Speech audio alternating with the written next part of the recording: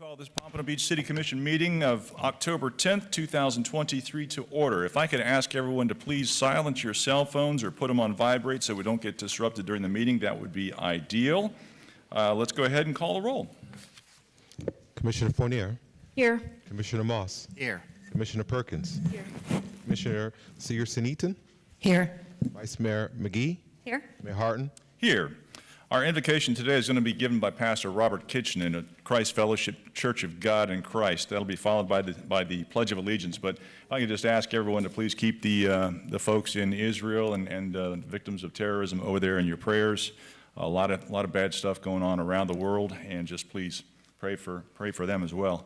Also, I saw a notification that flags will be at half-mast, sunrise to sunset on Friday, 10/13, per the governor's order. And also, I was going to ask Mr. Harrison if he can make sure that City Hall, if possible, and the sails over the bridge are lit in blue and white. Very good. Pastor, please stand.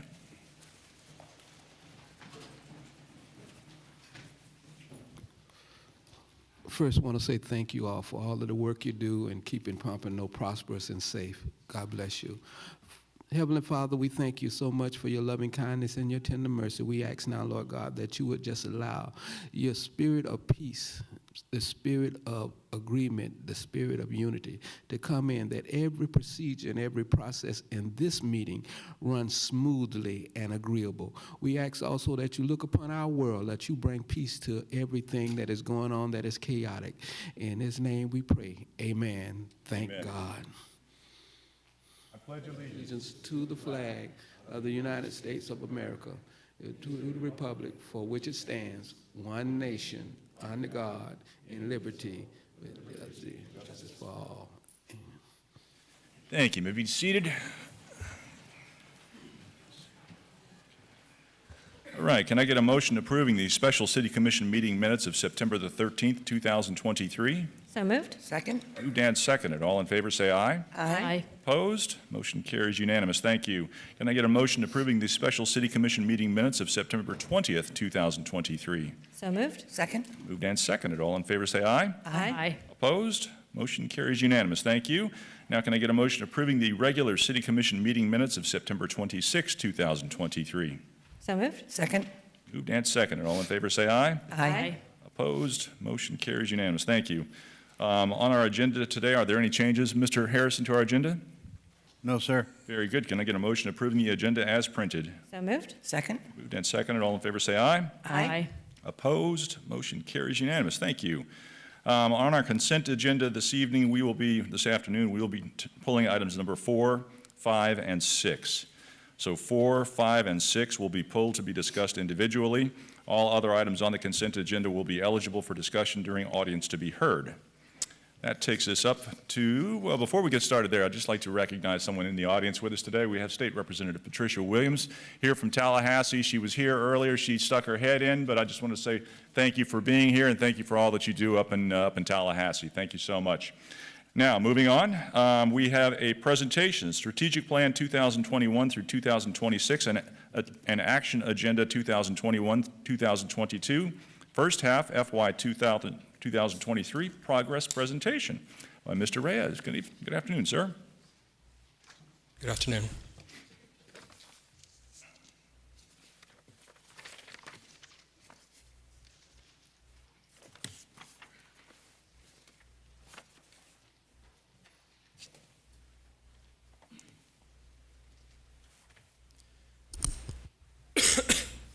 Mayor, Vice Mayor, Commissioners, good afternoon. My name is Ernesto Reyes, and I am the Strategic Performance Manager. The following presentation was put together for the purpose of communicating the progress that staff has made towards the implementation of the strategies, specifically the strategies that are a part of the 5-year strategic plan for fiscal year 21-26.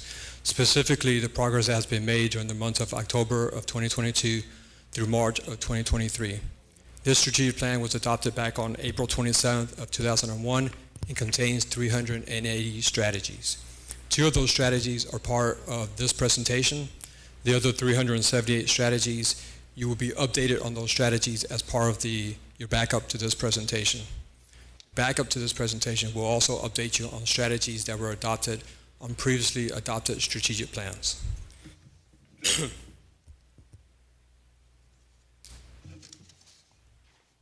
The following chart communicates the cumulative percentage completion for all strategies within each of the 6 community goals.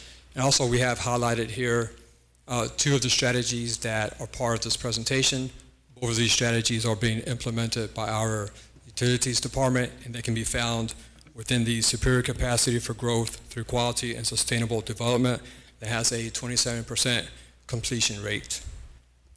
The city has a total of 81 public lift stations.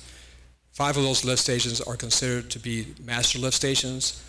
One of those lift stations is Station 61, which is located on 2000 Southeast 5th Court. That leaves 76 non-master lift stations. 2 of those, plus 2 private lift stations, feed into the collection system of Master Lift Station 61. From there, the wastewater travels approximately 6.5 miles through a pressurized force main system.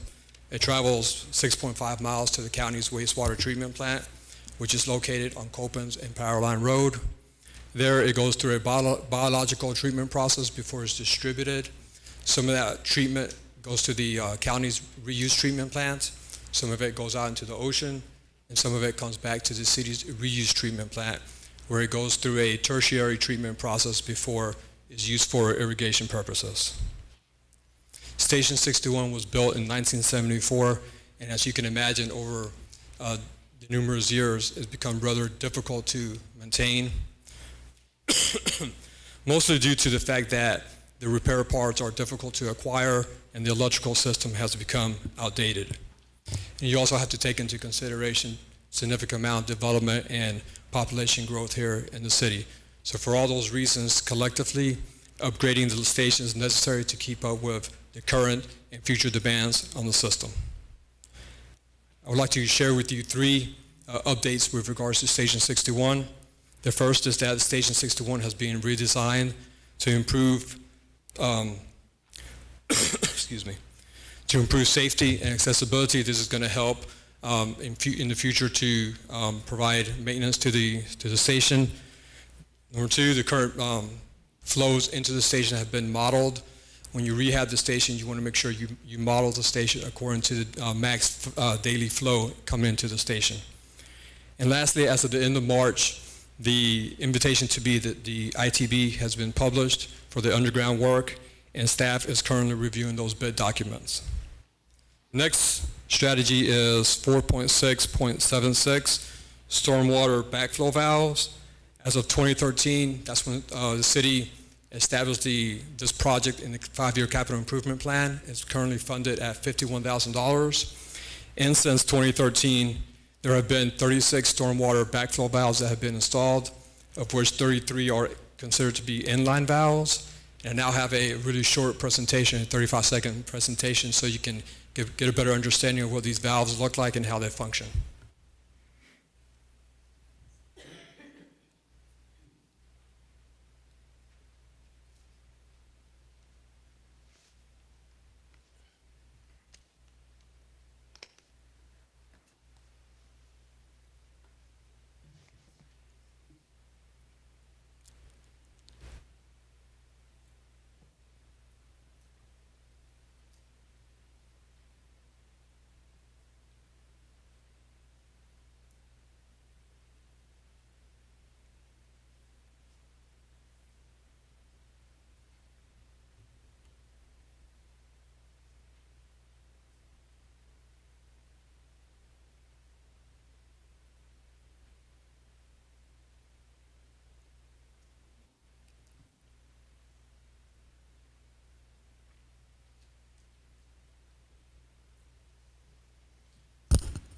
So as you can see, these backflow valves, if worked properly, they prevent seawater from backflowing onto the city streets through the drainage system.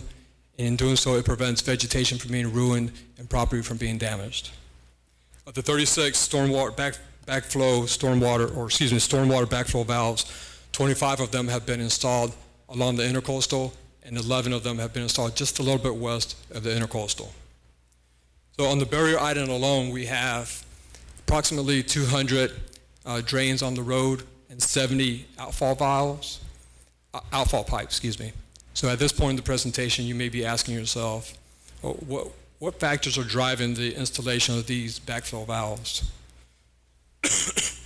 And it really comes down to two things, and that's sea level rise and king tides. So for those who are not familiar with king tides, they're just basically exceptional high tides that are come about under optimal conditions that are impacted. They're influenced by the gravitational pull of the moon, the sun, and the orbit of the earth. They produce these exceptional high tides. And then when you factor in sea level rise, it just further increases the height of the tide. And during the first half of fiscal year 23, there were some flood complaints that came into the city. They happened to be regarding 6 specific areas that were in close proximity to one another. More specifically, they were in the Santa Barbara Shores area. And upon investigation by staff, it was determined that they were caused by king tides. And upon that determination, staff began to order the valves and commence with the installation. Mayor, Vice Mayor, that concludes the presentation. Very good. Thank you for that. Yes, those tidal valves are vitally important throughout the city, of course. Thank you. Appreciate that. Any questions of Mr. Reyes by the commission? Seeing none? Thank you very much. Appreciate that. Appreciate the update. Very good. That takes us up to audience to be heard. Kervin, do we have anyone signed up for audience to be heard? Yes, Mayor. We have one speaker, Okay, very good. Jocelyn Jackson. Yes, please. Jocelyn Jackson. Jocelyn Jackson. Okay. Apparently she's not here, Mayor. We can catch her towards the end. Yep, we'll check it at the end. Very good. That takes us up to our consent agenda. Can I get a motion approving item 1 through 3 and 7 and 8? So moved. Second. Moved and second. All in favor say aye. Aye. Opposed? Motion carries unanimous. That takes us up to item number 4 is a resolution. A resolution of the City Commission of the City of Pompano Beach, Florida, approving and accepting the City of Pompano Beach's 2023 State Housing Initiative Partnership Act, SHIP Affordable Housing Incentive Strategies Report, providing an effective date. So moved. Second. Moved and second for discussion. This item was pulled by Commissioner Perkins. Commissioner? Thank you, Mayor. I know that the SHIP committee have requirements from the state statute, and I wanted to know, how are the committee members chosen, or who chooses them? I know you have to have, based on their Florida statute, you have to have a residential home building, somebody in banking, someone in real estate. And I wanted to know, how are these people chosen to be on this board, or this committee? Sure. Mr. Goldstein? Good afternoon, Mayor, Vice Mayor, Commission. Alex Goldstein, Program Compliance Manager, Office of Housing and Urban Improvement. The way that these are chosen, there's no expiration date on the people that are on this board, so many of them have been on the board for many years and they can, if they want to continue to serve, we extend their board membership. There's no requirement from the state for it to have any sort of resolution to approve who's on this board, so it's basically volunteers who have been on the board for quite some time, as well as any of the commissioners who showed interest in the board.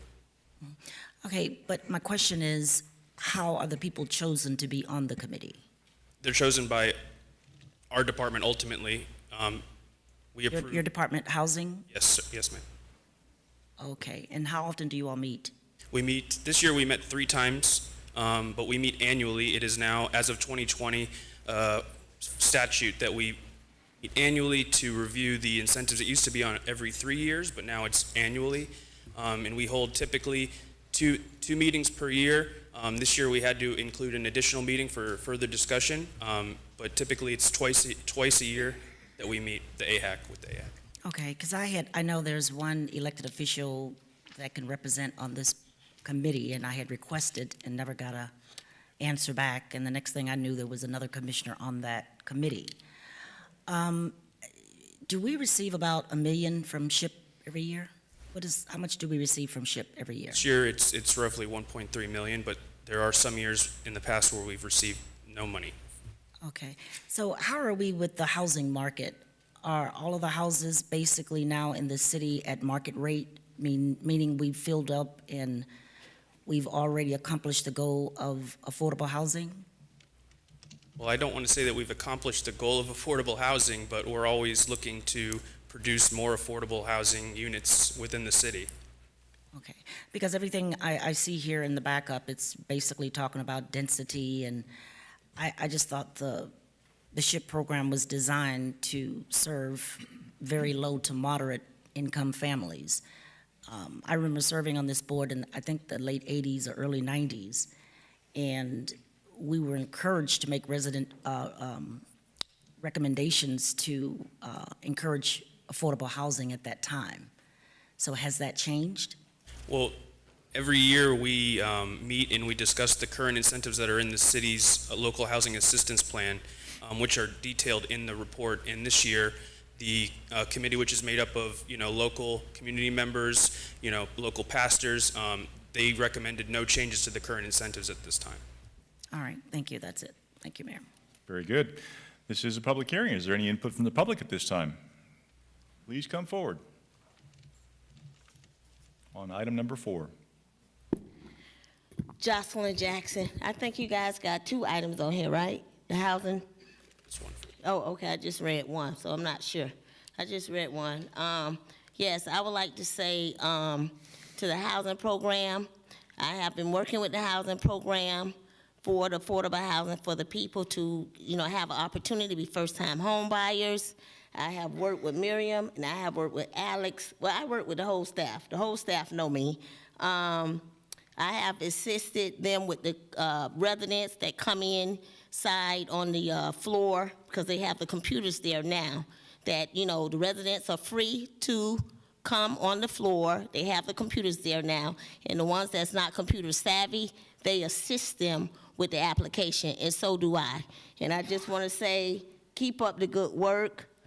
It's the opportunity is there. It's on the website as well. When they're open for rehab the homes, but you have to be the homeowner, homesteaded, and also with the rental assistance. So I personally, myself, have assisted the second floor with the residents to take advantage of these opportunities. So these opportunities are there, the opportunities are there, so it's open to our residents. So take advantage of it. Take advantage of it. Very good. That's what I want to say, and keep up the good work. Very Your good. team, your staff. Thank you. Thank you, Ms. Jackson. Further input from the public on this item? Seeing none, public input closed. Further commission discussion, questions, concerns? Seeing none, let's go ahead and call the roll. Commissioner Fournier, Yes. Commissioner Moss, Yes. Commissioner Perkins, No. Commissioner Seegerson-Eaton, Yes.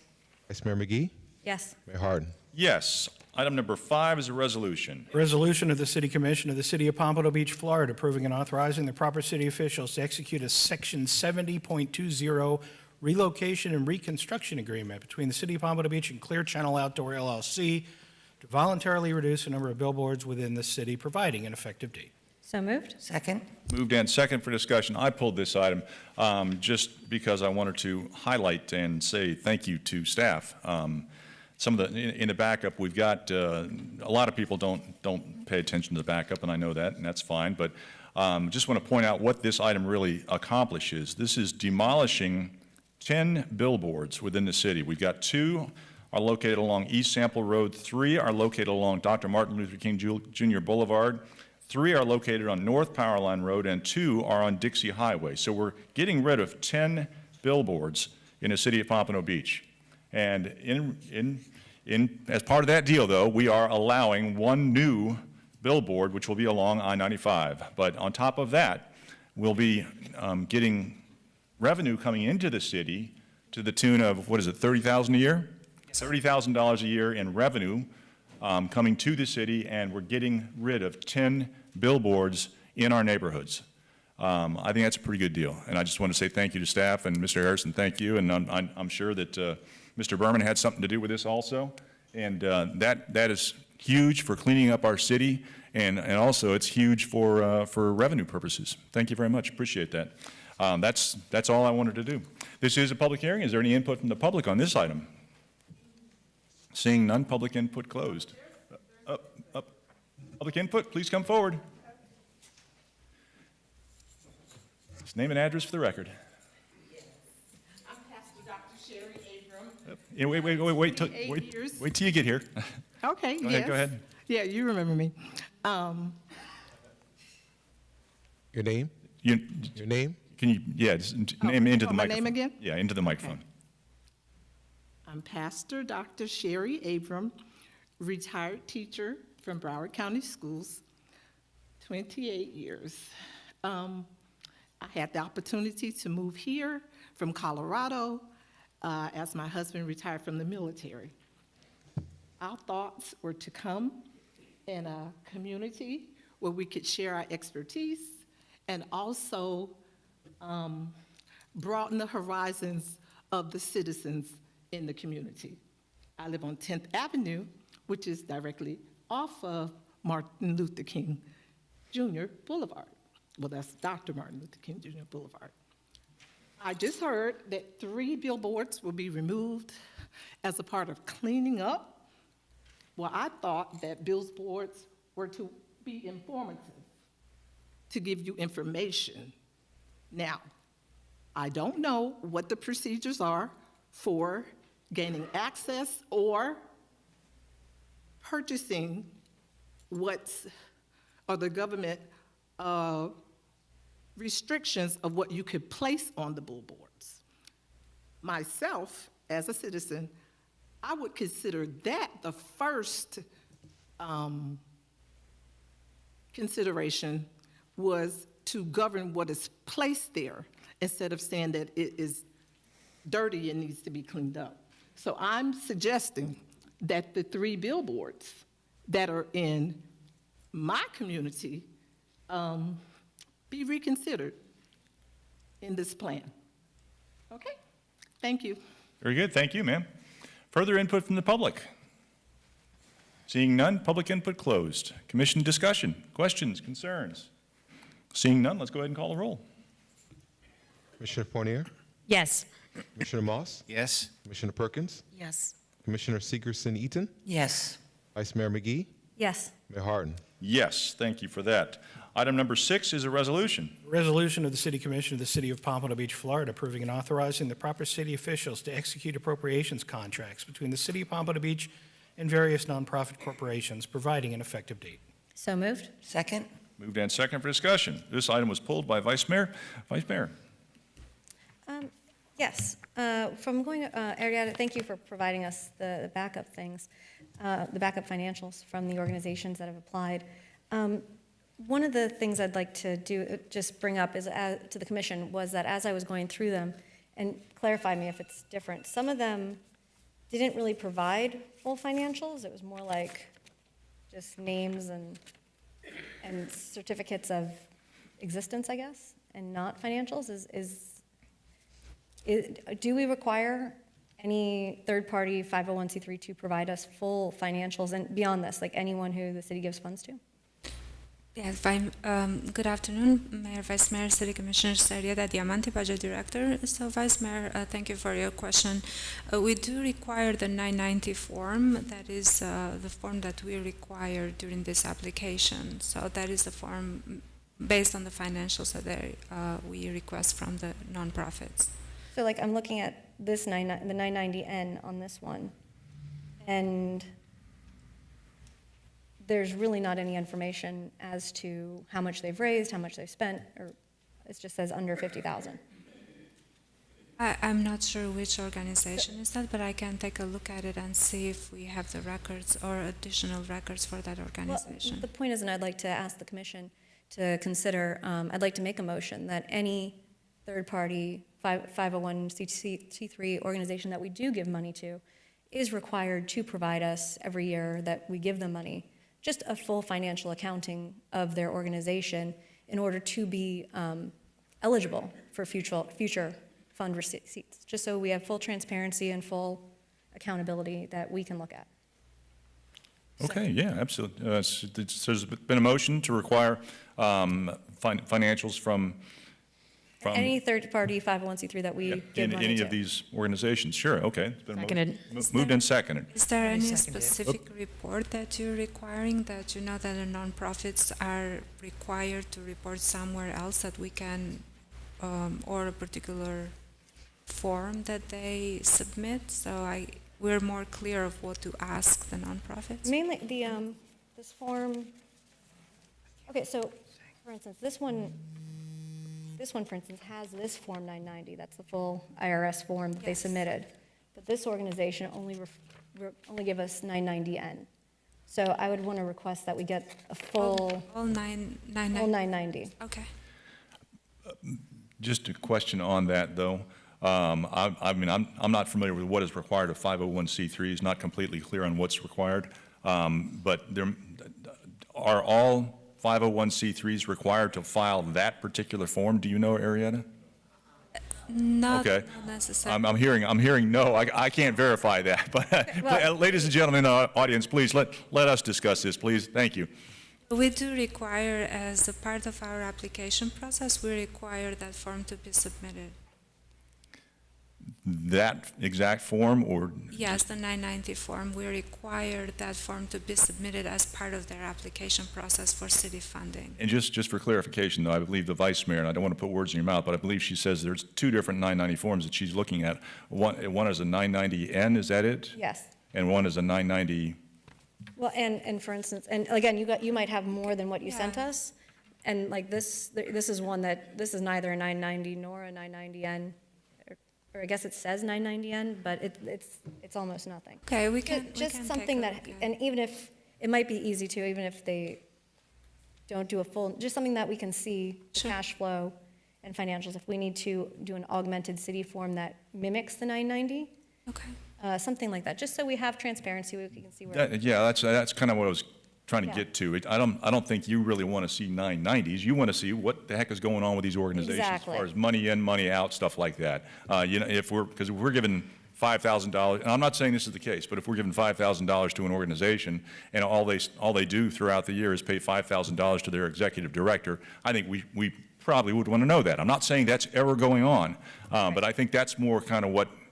Exactly. If we want to make our own form, I'm fine Yeah, with I just that. didn't- The 990 seems to be, it would be a 990 or city form that provides similar information to the 990. But yeah, for transparency and for Yeah. oversight. So it's not strictly the 990. I just wanted area to be Yes. clear on that. It's because, no, 990 is, we got there, but this is more like a financial accounting, although a lot of these outfits, they don't have full audits and all that kind of stuff, I'm sure. So, but some kind of financial Right. statement showing things, yeah. Even if you just, and you can, even something that can be filled out using like a QuickBooks to then see what your total revenues in and expenses out, salaries for directors, and et cetera, and any employees. That kind of thing, just so it's transparent and you Sure, can see. yeah. And if they do have a full audit someplace, they can just They can do a send that. reference too, so we don't have a book. Exactly. Because some of these organizations are quite large. Further commission discussion? Commissioner Moss? Don't we hire a company that reviews all of these applications? Is that correct? We do have strategic philanthropies that we contract to manage our process, and they do process the applications and they review.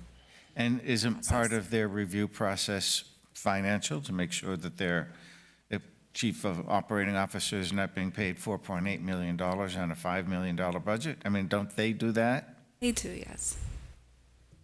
I just think maybe we're gilding the lily a little bit. I mean, how much, we want to know the waist size and the shoe size of the CEO. I mean, are you satisfied, and is our finance department satisfied, that the people that we're giving the money to are dealing with those contributions in a responsible way? We are, yes. Okay, well, I understand the vice mayor's position on these charitable givings, but I'm not so sure that we really need to burden these smaller organizations with even more paperwork. So I wouldn't support the vice mayor's motion. If our finance department is satisfied that the money we are giving is being spent in a responsible way, then that's good enough for me. Thanks. Very good. Further commission I've got Vice Mayor's hand up. It's like, okay. Yes. For me, it's very difficult to be satisfied when the paper doesn't show me anything. And if that, honestly, it makes me question the people we contract out to, how they can even review this much information. And so if this is what we're getting, then I know I'm not satisfied, and I've spoken to many residents that are also not satisfied. So I think in the interest of transparency is why I'm bringing this forward, that these organizations can show what they're doing and we can at least review them. And that way we as stewards of our districts in the city are as well educated into this as we can be. So I just want to be able to make sure we know what we're looking at. Very good. Further commission, I've got Mr. Harrison. Vice Mayor, is it your understanding that what you had there in your hand was all of the financial information that we have for a recipient of the 501c3 funds from the city? Well, based on the fact I requested the financials and that was all that was given to me, yes. Okay. Very good. Need to know. Thank you. Very good. I've got Commissioner Segerson-Eaton. Yeah, as an elected official, during campaigns, we have to justify, we have to put it out there, what we're spending, where we got where the money comes from. And it's a scrutiny, and it's a matter of public trust. I think more scrutiny on these 501c3s is better than a lax scrutiny. So if in fact we are changing the criteria to be a little more stringent and in depth, then I can support that. Yeah, thank you. Very good. Further commission, I got Commissioner Fournier. Thank you, Mayor. There does appear to be a wide variation in what we have in the backup. Some have complete financials, maybe those are the bigger organizations, and then some, I assume the smaller organizations don't have a lot. So this has been a topic of much debate, and I expect it to continue as such. So I think this additional information will help us make informed decisions going forward. So thank you. Ms. Diamante, Strategic Philanthropy, our contractor to help handle this process, because if there's a very small organization that we fund and they don't have full financials, but I mean, it's, okay, they're starting a program, let's say, and we want to support that program. Does Strategic Philanthropy, could they help that organization create some sort of financials to show what's been going on and what's going to happen with the money? If they don't already do that. I'm not saying create a document for them, no. But if somebody comes in and says, listen, I want to do this to help the community, will you guys fund me for $5,000 and this is all going for this? And that's my focus. That's what I want to do. I'm not going to take a salary or anything like that. But now you're saying I've got to show you financials, but I don't really have any financials yet. So I mean, can that? It is my understanding that Strategic Philanthropies meets with all the nonprofits to go through the process and the application process, the requirements that they have to, all the documentations and the requirements that they have to submit with the application. They do provide guidance to how to submit all these requirements and provide examples and tips on how to better present their application. Any questions that they might have during the application process or after, they are always available to consult them, all these nonprofit, and especially the nonprofit or the smaller ones that are trying to get some funding and get their programs running. We do also have frequently asked questions on our webpage, and also we provide grants and other resources that are published on our webpage, and this is all to enforce them and empower them to seek for other opportunities and to take a look at for other examples of how other organizations have actually functioned in the prior years or what has been a successful application for them. So they do guide the nonprofits. That we haven't had any organizations in the past that we have disqualified, but we have had certain applications that have been not fully completed. So they have lacked certain documentations. Okay, because I support the vice mayor's motion, but on the flip side, I don't want to see somebody kicked out and say, nope, they don't get funding, and then suddenly they're showing up here after the awards have been made, and they're showing up here saying, well, but I don't have any financials because I haven't done anything yet. And I wouldn't want to see that happen without somebody realizing that, okay, we have now put we want additional information, so make sure that they can supply it or somehow educate them that they need to supply it. That is why we have the info session before the application is open. During the application, we receive questions and we guide them through the application, provide them samples of the application, of the requirements, the scoring, everything else. Yeah, that's fine. Obviously, Vice Mayor has seen something that, I didn't catch, so I don't know what that particular thing is, but that's fine. We'll keep, I've got Vice Mayor, then back to Commissioner Fournier. And just to clarify, in that it's more about it after the fact, that after we've given them money, like the startup one, if they get through all the forms and filling out, and then they have their event or project or whatever it is, that afterwards they give us an accounting of a full accounting of it, and if not, and this would be for really any charitable beyond the strategic, any of the charitable giving, that if they don't provide us the forms afterwards, if they don't hold up their end of the bargain, that them and their coordinators aren't eligible to reapply until things have been clarified. Okay, got you. Commissioner Fournier? Yeah, to the mayor's point, I don't want to put an undue burden on the smaller organizations. So it will be easy for Broward Performing Arts Foundation to hand over their financials. They have that.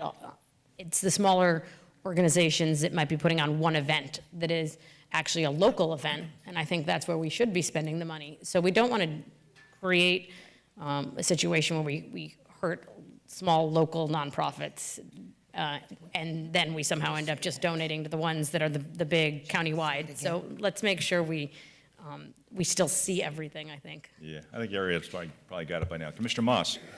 Yeah, this is a conversation of when is not enough and when is enough too much. And exactly, we're really getting into the weeds on this thing and micromanaging. I would ask the city manager if he is satisfied that the money we are giving to these charities is being spent responsibly. I think the answer is going to be yes, of course. Yes, sir. I was not aware of, the single-page financial information until Vice Mayor McGee has brought this up, but we'll look into those. But it was my understanding that we are vetting all of the applications, which over the years, some of you weren't on the commission when we used to have parades of people come up here to the dais trying to sell you their program on the spot. And so the commission made the decision to go in a more professional, sophisticated way to have these applications reviewed by a professional company. And so for the last several years, that's the way this has taken place. And I was under the impression that we were getting enough financial information to be able to tell that we weren't being gamed by somebody. Now, it's not to say this can't happen, but we will certainly look into it and make sure that that doesn't happen. And, if you really have a genuine concern, if the majority of you have a genuine concern, then put some of these parameters that each of you have spoken about, like A, make it a Pompano Beach only 501c3. B, set a limit on, their assets. If they have $100 million in assets, then would you be comfortable in giving them $25,000, $50,000? Thank you for the advice, Mr. Harrison. Sir? I said thank you for the advice. Well, I have the floor, and I've asked the question. I'm just trying to respond to each one of you as the question that Commissioner Moss has asked me, and that would be my response back to him for all of you to consider.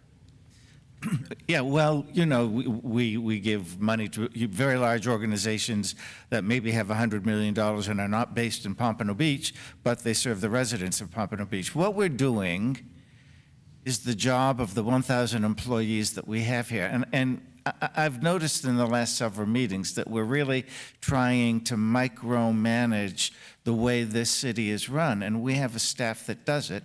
We have a staff that I believe does it very well.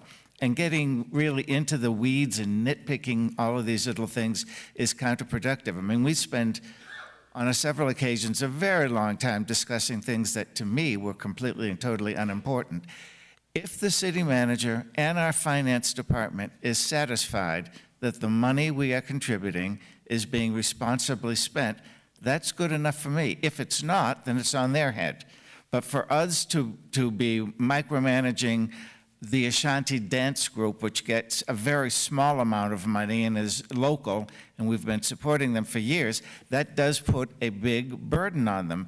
And the result may be to discourage them from applying for these monies. So, you know, again, we have 1,000 employees. Let them do their jobs.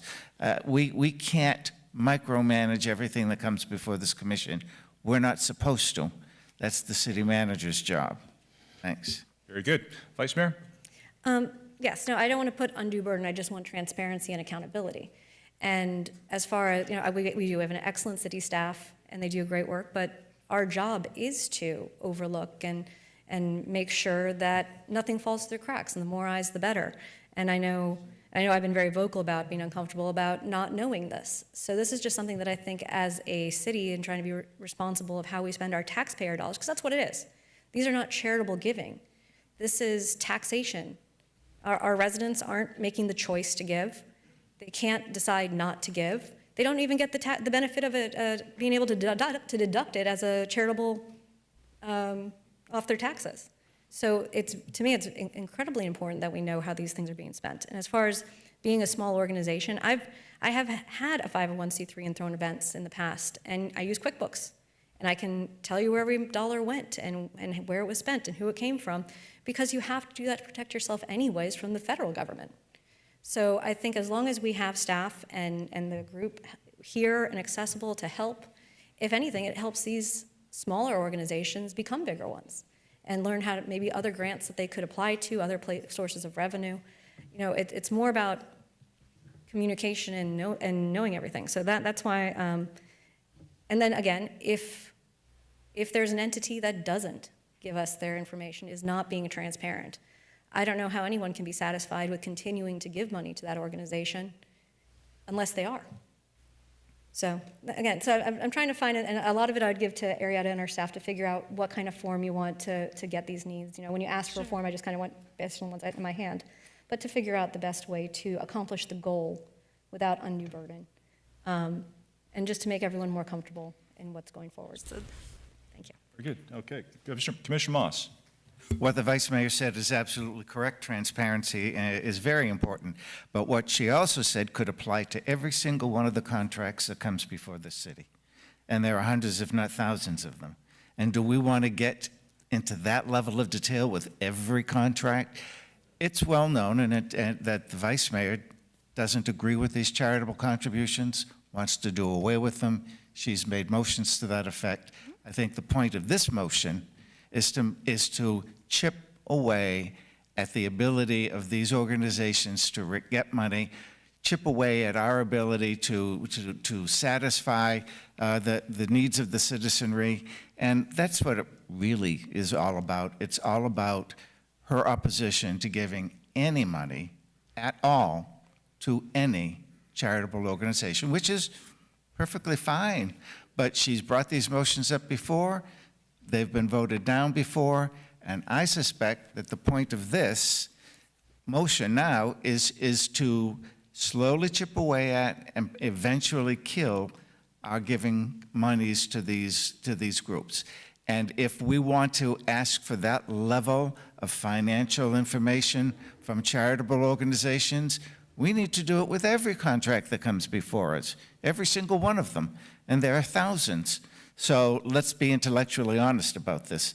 This is about This is about doing somebody else's work and slowly but surely doing away with these charitable contributions. And I think it's offensive. You've tried, you've lost. Accept it graciously. Thanks. Thank you. Vice Mayor.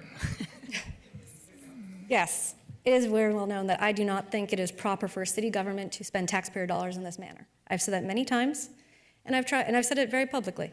I love charitable givings. I work with many of them. I support many of them throughout my entire life, but I do not think it's proper for city government.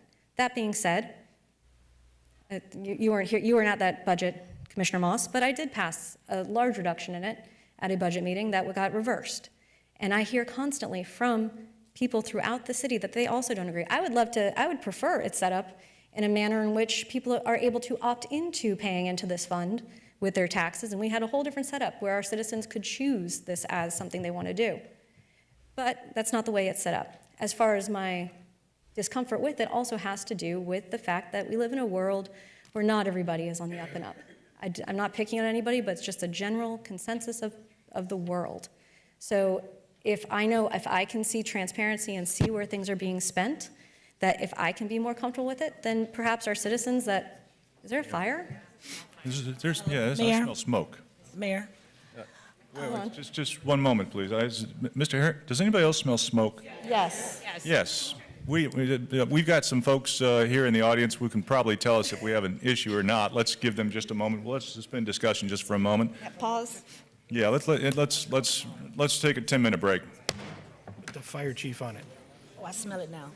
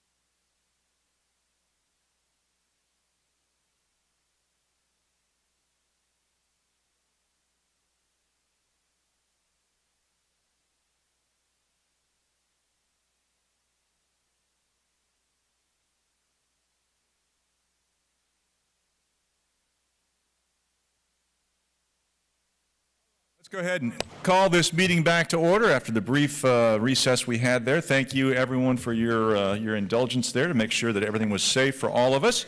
Go ahead and take your seats, and I believe we were on a motion to request additional financial information from nonprofits to give a better idea of what they do. And Vice Mayor, I believe, had the floor when we recessed, so you were speaking. So you have the floor. Yes, and I'm fine. We can call the motion if everyone else is done. But yeah, because I don't really remember where my sentence was when I smelled smoke. I think we spoke a lot. Is there further we've got Commissioner Perkins on the motion. Yes, thank you, Mayor. I think having the nonprofits in the city is very important. They serve our community. This is not something we want to get rid of, but I do think we need to bring more attention to the smaller and local organizations. And I would like to see us give at least 50% of these funds to those organizations. Now, we have the area-wide council, and I think they're receiving $50,000. Commissioner, last year, Commissioner, yes. I hate to interrupt, but we're dealing with the motion to request additional financial Yes, information. but I was going to say something before we took a break, and you started back with her, not me. But it's on the motion. It's not on the item itself. The item itself is still on the floor, but can we deal with the motion first? Yes, go ahead. I mean, so go ahead. I mean, if you want to talk about the motion. Oh, go ahead. Okay, I'll come right back to you as soon as we vote on the motion. How's that? Further discussion on the motion? Seeing none, let's go ahead and call the roll. Commissioner Fournier, Yes. Commissioner Moss, No. Commissioner Perkins, No. Commissioner Segerson-Eaton, Yes. Vice Mayor McGee, Yes. Mayor Harden. Yes, now we're back on the item itself. Commissioner Perkins. I'm done. Thank you. The reason I pulled this is someone from the audience wanted to speak on 6. Very good.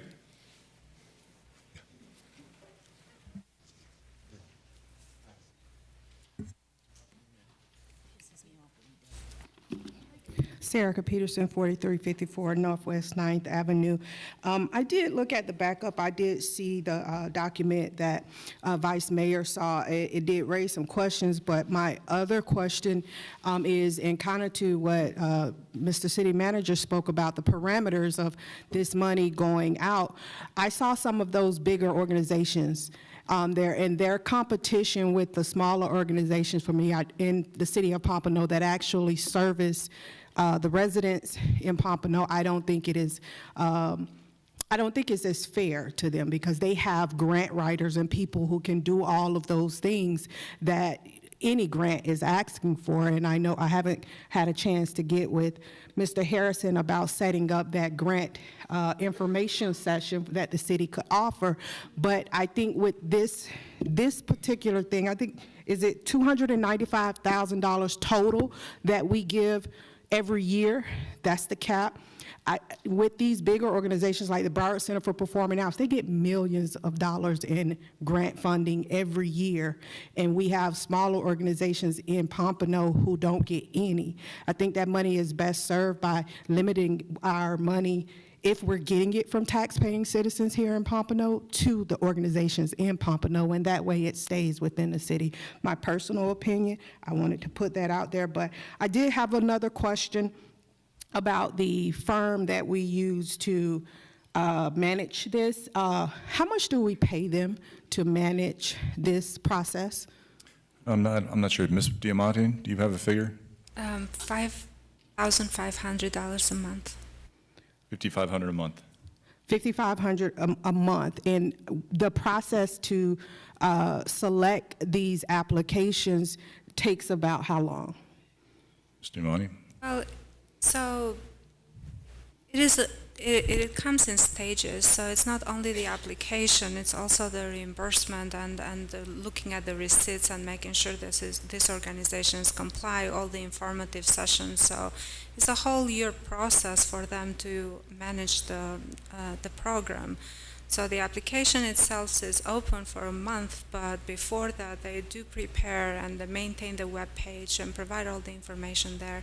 And the application process is open for a month, and then they review all the applications that we receive. So this year we received approximately $1.2 million in requests, definitely much more than we can support. So they go through the reviewing process for all the nonprofits, yes. Yeah, I've attended a couple of those sessions, and I remember when the city actually had meetings up on the fourth floor to go through all the people coming, asking. The only reason, 5,500, that's,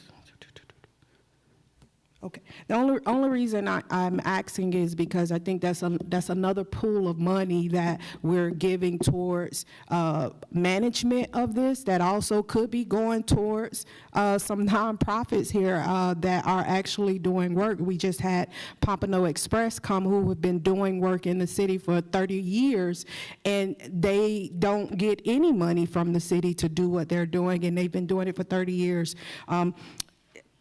That's it. I mean, I think I'm all for it, but I just think some of these bigger organizations take away from the actual work that is being done for the residents in the city, in the Pompano Beach area when it comes to charitable work. Thank you. Thank you. Further input from the public, please come forward. Just come forward to the microphone, please, with name and address. My name's Ken Herman. I live in Pompano Beach, Robbins Road, 3202.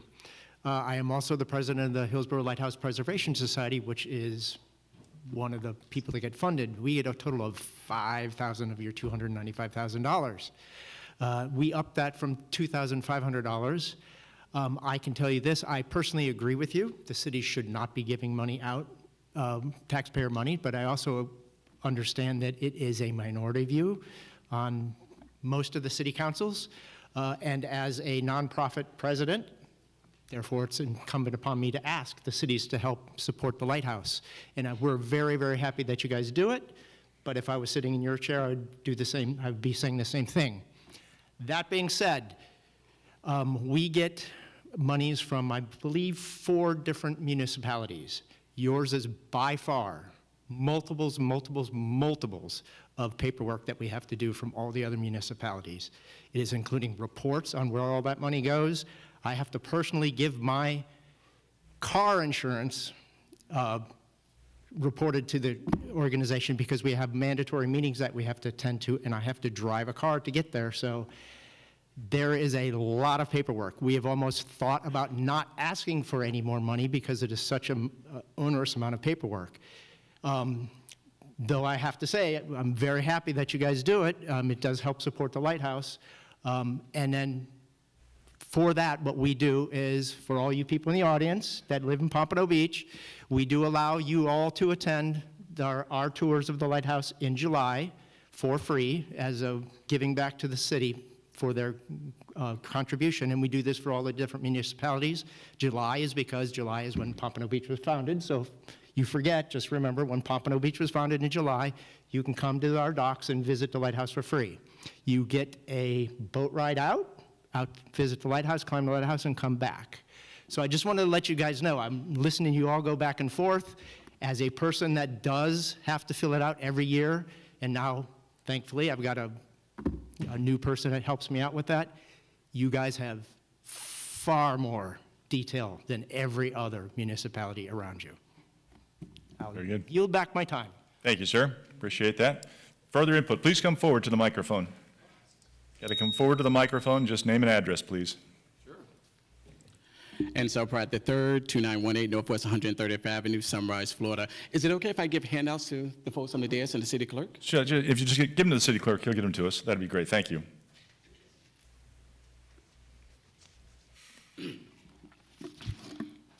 So greetings once again, and thank you for allowing me to present on behalf of the Early Learning Coalition of Broward County. I'm here to showcase the impactful work we've been engaged in inside your city. But for those who are not quite familiar who the Early Learning Coalition is, we serve as the state-appointed administrator of all Broward County early public-funded child care education programs in child care subsidies. In fiscal year 22-23, we allocated over $104 million in subsidies to support over 20,000 children and support over 750 child care small businesses throughout Broward County. However, what we did in Pompano Beach is actually the city with the second highest school readiness population, which is child care subsidy population enrollment in the county. We cater to over 1,800 kids that receive these subsidies that provides financial support to 1,000 households. This dedication translates to $9.5 million worth of subsidies, significantly relieving financial burden for these households just in this past fiscal year alone.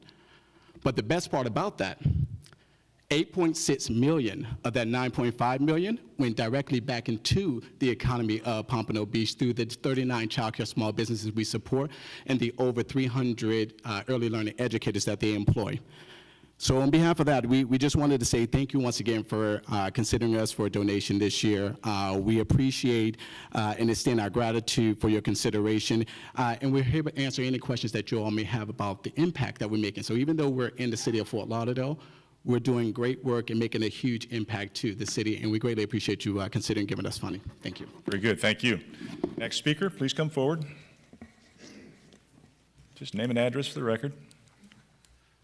My name is Raj Rajgopal. I'm the director of Namaste, a Grand Indian Art and Food Festival, and I reside in Hallandale Beach.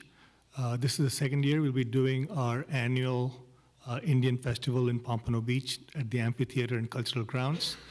Last year was our first year, and thanks to your support, we could actually hold that.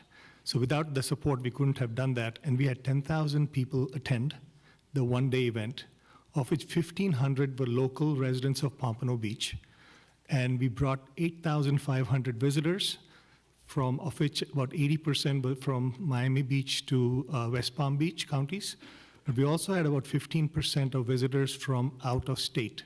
So I would think that would be a good return on investment, and we hope to continue doing this year after year in Pompano Beach. The second thing is the money that we get, I can't get it unless I show receipts for them, and those receipts fit under a very narrow category, and I can tell you salary is not one of them. Not that we take any salary, all of us are doing it for for charity. We don't take a salary, but there are half the things are out of bounds. So you only can spend on things that are justified and they get audited.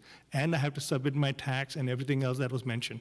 Just wanted to mention that. So the money is well spent. I think your return on investment from many of these very well justify the investment that you're making. Thank you. Thank you, appreciate it. Next speaker. Vice Mayor just asked, when is the Namaste Festival? This year? Raj? Second. Or Earl, do you know when is the festival? What is the dates for the festival? December 2nd. December 2nd. Very We good. invite you to come, Vice Mayor. It'd be awesome. No, I just want to know when the dates were so I could. Thank you. Thank you very much. Next speaker. Sorry, Mike. Just name and address. Good afternoon. Mike Blanger, 2741 Northwest 8th Street. I'm the president of Unity in the Community. As you guys know, you guys fund us. This is our 13th year. We feel that we do great works in the community as well here in Pompano Beach. We invite a lot of the residents, businesses, organizations out to come and have fun at Family Fun Day. And we also give out the scholarships to high school students here in the city of Pompano Beach. We receive funding every year from the city as one of our sources of income. And as Roger spoke here, I don't know what you received as far as your paperwork, but we are under $50,000 charity, so the federal government only requires us to do the 990N form. We don't have other forms. However, we do have Excel spreadsheets and receipts that we have to turn in every time to show where all of the funds went that we received from the city. So I think that there's a pretty good accounting, and as someone else stated, it is more paperwork because we do apply for grants for other organizations from other companies, and it is a little bit more paperwork that we do for Pompano Beach. We're a small organization. We only have a few people. So just continue to add paperwork to it. It's just going to make it a little bit more tougher for us. We enjoy what we do, and we want to keep doing it in the city, and we certainly appreciate your support. from the city. Thank you so much. Thank you. Appreciate what you do. Further input from the public. Please come forward. Any further public speakers, please don't be shy. Just name and address for the record. How you doing? Deborah White, Gangone, 550 Oaks Lane, Pompano Beach. I was speaking to a few people outside, and I agree with the transparency information. I also agree with gilding the lily. The information that has come forth so far that I get is that the Strategic Philanthropy Organization does sort the paperwork intently, which is what these gentlemen are explaining. And I think that what Ms. McGee received did not fully explain, because I agreed with her that getting a sheet that has no information on it is a little suspect. I did point out to her that in New York, I happened to have a conversation with a man who bragged to me about how easy it is to get money down here, and that he partook in an organization that had 12 desks in a church basement and made up a bunch of different names every year and submitted for information. I think, based on my conversations, that strategic philanthropy actually is in place now that would weed it out. So I think what happens is that Ms. McGee needs more information so that if anybody put in a FOIA request as to why we're giving this money, we could justify it. But it does sound like the information gap came about here. And the fact that the gentleman stated that he is required to have the receipts and explain how he has paid should negate any of the concerns that you have about it. And in my 1 minute, I will explain that as someone who also ran a 501c3 organization, I find that the money we receive from larger donors, whether it be $5,000, $10,000, or whatever, helps to immensely improve the cities and organizations that are around because of the cultural influence. These are organizations, whether it be the child care or, speaking with Ms. Jackson, the other groups that are handled, would fall through the cracks. And just like when FEMA responds to something, they go for the big stuff. Well, if you put sand in the bowl of rocks, the sand will reach the stuff at the bottom. And that's what the city's smaller donations seem to do. And from what I've heard so far, it does sound like your group is actually reviewing it in a proper manner. Because I had come up with a whole host of questions, but I got them answered outside thanks to the fire drill. Very good. Thank you for that. Next speaker. His name and address, please. Good afternoon, Marie Hayes, 4874 Northeast 2nd Avenue, Oakland Park. I'm here representing 211 Broward. I appreciate the opportunity to be here, and I understand what a difficult position that the commissioners are in representing your communities and wanting to make sure that you are good stewards of dollars, and I think that's extremely important. 211 Broward is not located here in Pompano Beach, but of course we do serve individuals all across the county, and we do serve folks here in Pompano as well, and we indicate how many of those that we do. One of the things I think is really important, I think most of you probably already know what 211 Broward does, but over the last year, we have been identified as a 988 Lifeline crisis number. So if you have not heard the 988 number, that's a new number. It's a 3-digit number instead of the 10-digit number, dealing with Lifeline calls and people calling with suicide. So I thought it was important for you all to know that you had 87 residents that called in a suicide crisis, specifically indicating that they were calling for suicide. It's clearly an important topic, and it's an important resource, as are all of our resources that we provide to the community. And so we do appreciate this opportunity. We do ask money from every possible community that we're serving, and when we're able to have those dollars, it allows us to do what we do and have staff to be able to answer those calls. So we do appreciate that opportunity. Thank you very much. Thank you. Appreciate what you do. Next speaker.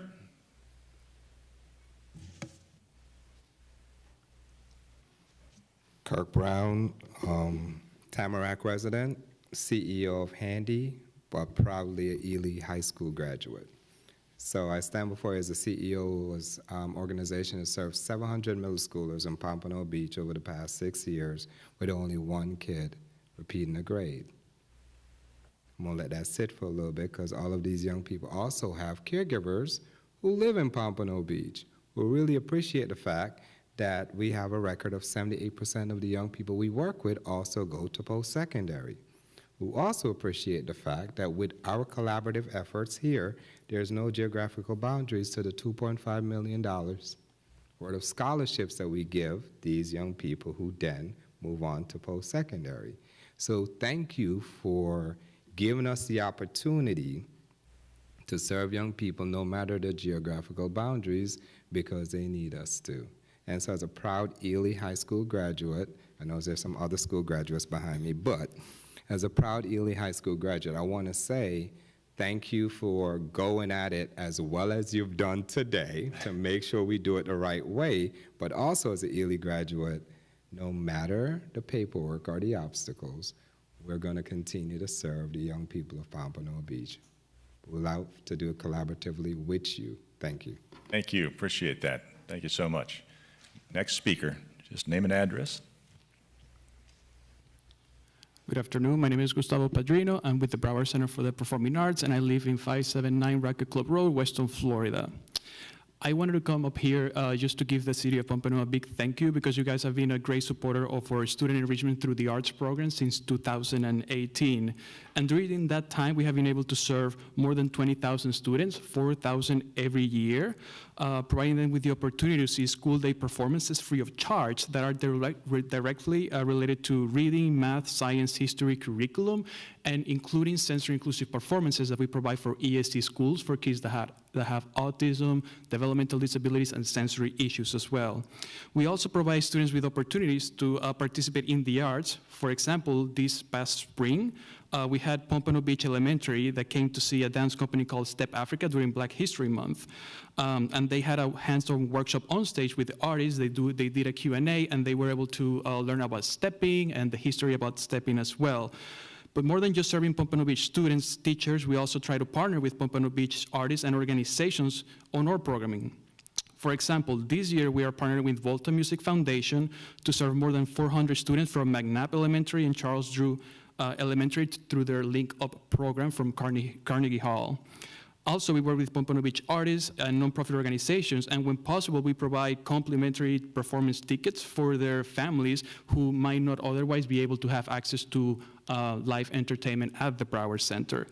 We welcome any of the organizations to reach out to us with ideas on how we might work together to increase this access to arts in Pompano Beach.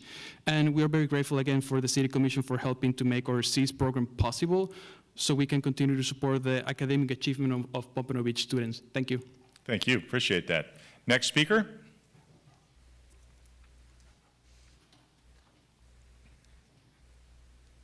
Jocelyn Jackson, just to elaborate on what you was mentioning earlier, Mayor, like, you know, we just started a nonprofit foundation, just like you were speaking about the ones that's new, that's fresh, like all this information, detailed information that you may need that we don't have as of yet, because from my understanding, reporting with a nonprofit is a quarterly, you know, it's a quarterly requirement. So if you not have made that quarterly requirement at that time, you have nothing to present.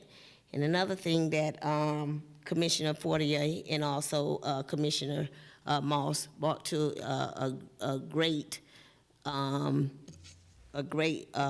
concern was we don't want the small nonprofits to get swallowed up in, you know, in this strategic, you know, formula of financial analysis. But I know if you go on irs.gov, you put the charity name, you know, in the search bar, it gives you the whole, you know, identity of that corporation.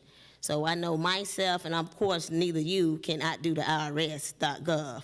So that would be also some additional way of finding, you know, more details about the nonprofits.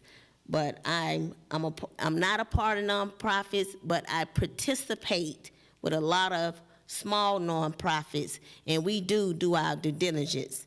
And you know, if they are granted, you know, monies from the city, another requirement, you can just get, you know, once they have the event, you can have them to do a detailed report and turn it in, and you attached it. attach it to their file. But to go in detail, let these people do their job. They getting paid a salary, y'all got enough on your hands. We got development that we got to get ready for, and you got to have good faith. Even with filing your taxes, everybody in here, the first thing you tell the accountant, hey, get me the most you can get me. That be what you say to the accountant. How much can you get me? So at the end of the day, let these nonprofit, you sign on the dotted line for good faith. That's what it is. It's just like bouncing your checkbook. Sometimes you write a check, the money's not even there. So hey, you giving them the opportunity for good faith until they show you that they're not in a, working as a good faith nonprofit. So I'm for leave it as it is. We hired the company to do their job. Now, if you're finding some reportings that, somewhere that things was not, got the I's and crossed the T's, that's another story. Thank you. Thank you. Next speaker, please. Just name and address. How are you? Lisa Devine, Feeding South Florida, 2501 Southwest 32nd Terrace, Pembroke Park, 33023. Just wanted to say thank you for the support you've given Feeding South Florida. Over the last couple of years, we have been able to serve 350 food insecure individuals in your city of Pompano Beach with our mobile pharmacy. So we thank you very much for that support. And I just wanted to throw my support behind Strategic Philanthropy. They have done a phenomenal job. I've been in the grant space many years, and I remember the process before the city hired them, and it was taxing. They have made it very easy, but they do a very thorough job, and like everyone else had said, they do not let you get away with anything. They will hound you, and they are very thorough. So I just wanted to show my support for them. So thank you very much. Thank you. Appreciate that. Appreciate all you do. Next speaker. Please come forward. Just name and address. Hi, I'm Charlotte Mather Taylor. My address is 5300 Hiatus Road, Sunrise, Florida, 33351. I'm with the Area-Wide Council on Aging, also known as the Area Agency on Aging of Broward County. I want you all to know that every penny that you give us only goes to Pompano residents. We use it to draw down 2 federal grants, and as for a 10% match. And last year, we actually spent $1 million on services for Pompano residents, and we served over 714 Pompano residents. That doesn't include even our Shine Counseling, which is our Medicare counseling program, as well as technology we gave out, and the information and referral line where we provide information and referral. We provide a variety of different services, anything from congregate meals, home-delivered meals, senior centers, daycare centers, in-home services. We have a ton of technology, which I'm very proud of, that helps people who are homebound and isolated and helps them when they have issues with loneliness and isolation. We have actually ongoing classes we provide with your team here at the City of Pompano. We have health and wellness classes. We've been coming out regularly, and we've been to at least 10 events where we're out there for health and wellness fairs. So we feel we have a very strong relationship with your city, and we're out here a lot, so we appreciate that. I do want to take one moment to mention, I do have a new program. It's for home repair modification, and we can provide up to $6,000 in repairs for seniors, and it's time-based. I have to utilize all of it by February. So if you do have residents who need home modifications, I'd like to get you the information. Please get it out to them, because we like to help as many people as possible. So that's one of the things I did also want to share with you. So thank you for having us here today. And also, we would not be able to do what we do without the partnership from our cities who help us draw down that match. And that's very important for us, because that's the way we're able to fully utilize these federal dollars and help our community. Thank you very much. Very good. Thank you for that. Next speaker. Hello, Jamila Jones, 3499 Oaks Way, Pompano Beach, Florida, 33069. I just wanted to reiterate what everyone is saying. I would be amiss if not to say anything. Strategic planning does a great job with making sure that we have the correct paperwork for what we need. They have the online process of where you mandatory have to be there, so you get an understanding of what you need financially as well as what's needed. Also, the mandatory job fair that we have to attend for the city, I think is a great idea, so that their community does see the nonprofits in one place and can go and talk to those nonprofits. and also that they've been available to answer all current questions that I had with transitioning with leadership. So they do a great job financially of making sure that we have everything needed to make sure that we spend the money correctly for Pompano only.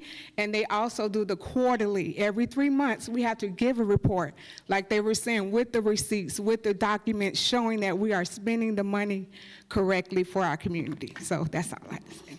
I appreciate it. Thank you so much. Appreciate you coming forward. Further input from the public?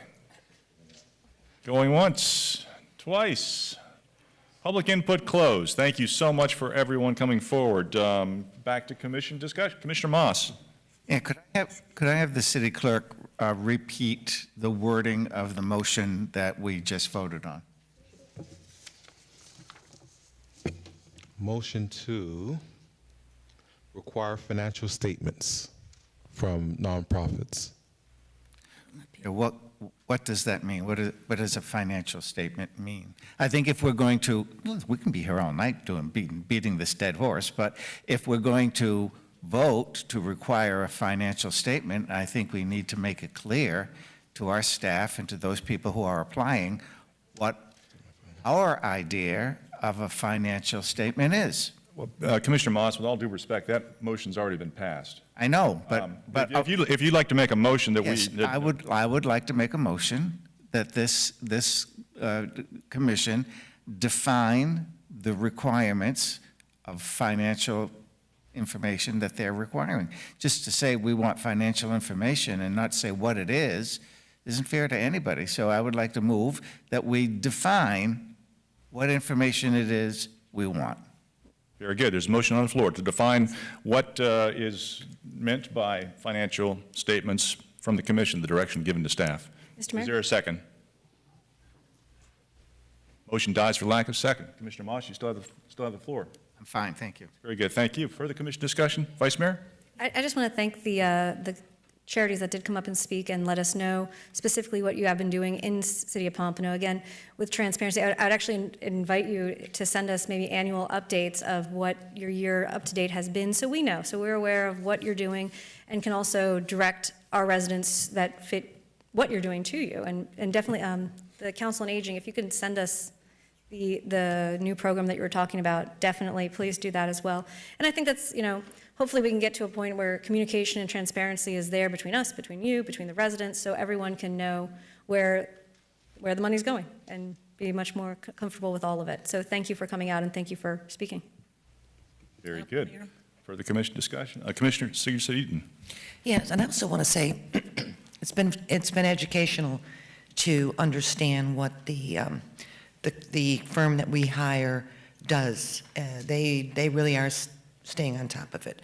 And perhaps some of the confusion that's arisen from some of the reporting that we've got. But I just want to say thanks to everyone as well for coming up and all that you do and all the services that you provide.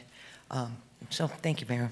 Very good. Yeah, I want to say thank you to all the charities, all the nonprofits that the city funds through this process. And I want to. It's not charities.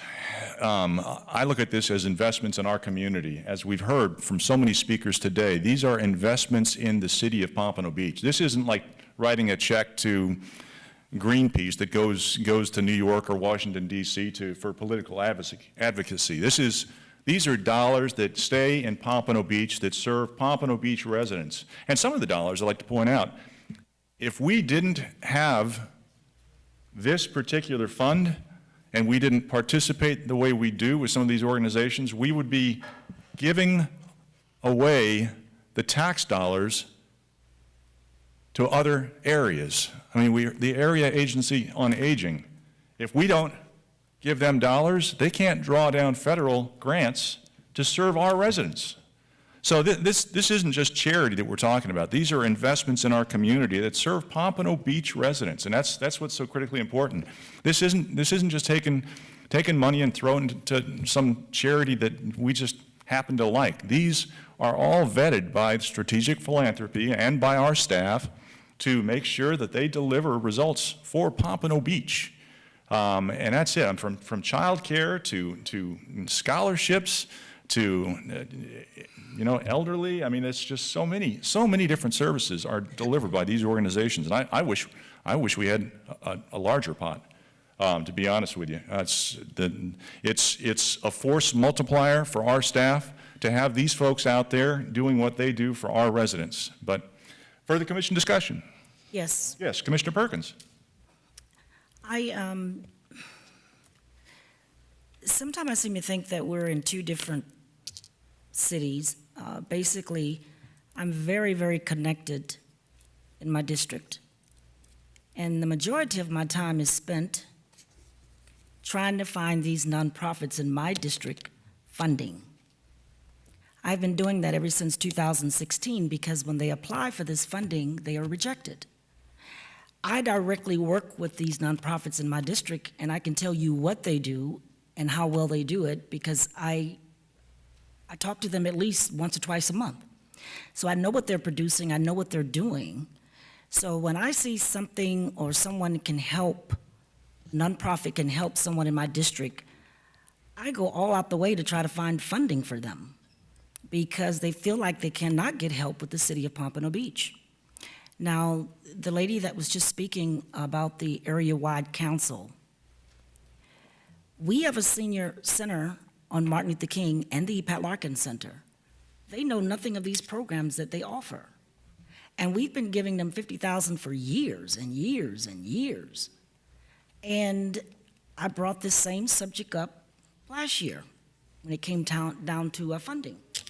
And here we are again.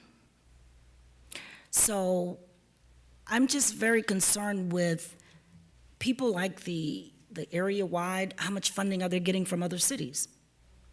How much funding are they getting from Broward County? And then we're giving them 50. So that is my concern. There are a lot of nonprofits on this list that actually really help the community, help the city. And there are some that actually do not. And what I would like to see, some of these people that we're funding here, well, all of them we're funding, I'd like to see them come back now and then before it's time to fund them and just give us an update of what you're doing and how well you're doing. Before you come, before today, of course, because it's time to fund your organization. But I would like to see you all come on a regular basis and let us know what you're doing to keep us updated, because I didn't know about the Early Learning Coalition. I think that's great, what you're doing at Pompano Middle, the Handy. I think it's great what they're doing. I never knew that. So I was glad they came and presented that to us, so we'll have some idea of how they're working and affecting, the city. Just one moment, Commissioner Perkins. Isn't audience to be heard, isn't it closed? Yeah. Okay, I'm done. Just. I'm done, thank you. Yeah, I do have a question, though, ma'am. You represent the area-wide council on aging, correct? Yes. Okay, can you please I've got a question for you. Commissioner Perkins was just talking about your organization and our new senior center, which, I mean, we've had a senior program at our Larkin Center for many, many years. And have you ever presented to the seniors in our senior program? Yeah, we have programs with them, and we also provide all the food for Pat Larkins. We're the food provider for them. Okay. We have multiple programs. We've had health and wellness classes at both, and we go out to both regularly. Okay. But we are the food provider. So what else do you do in the city of Pompano Beach with the seniors, or elderly, I should say? Let me see if I have it all here. Sorry. Well, I have a whole listing of services we provide. We provide home care. We have gone to a bunch of your health and wellness. We did the Unity in the Community Annual Fun Day. We participated in the Senior Lifestyle Health Expo. We held 6 different community events. We have the Matter of Balance series at Pompano Beach Library and Cultural Center. We have the Tai Chi for Arthritis series at the Pompano Beach Library and Cultural Center. As I said, we provide the food. We also did health and wellness series at Charlotte J. Burry and another Tai Chi at the Pompano Beach Library and Cultural Center. We also participated in your expos, your different Pompano Beach health and wellness. We also fund Darlene Ponder's Health Center that she has here. We are. So how much money do you receive? Do you receive funding from the county? We receive that goes to our community care for the elderly program, which You receive funding from other cities, other we than... do, and the money is only used for the residents in those cities. We're very strict, and I know Strategic Philanthropy can tell you because they are very strict. We have very strict data reporting. We have a database that shows exactly which funding goes to which client. It's very exact.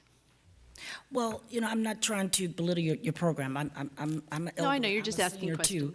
Yeah. But I've always questioned this because we've given your nonprofit more money than any organization, and I think what you just said is very good. You seem to be affecting the community, which is good, but I just think $50,000 is a lot of money that can go to a lot of other organizations.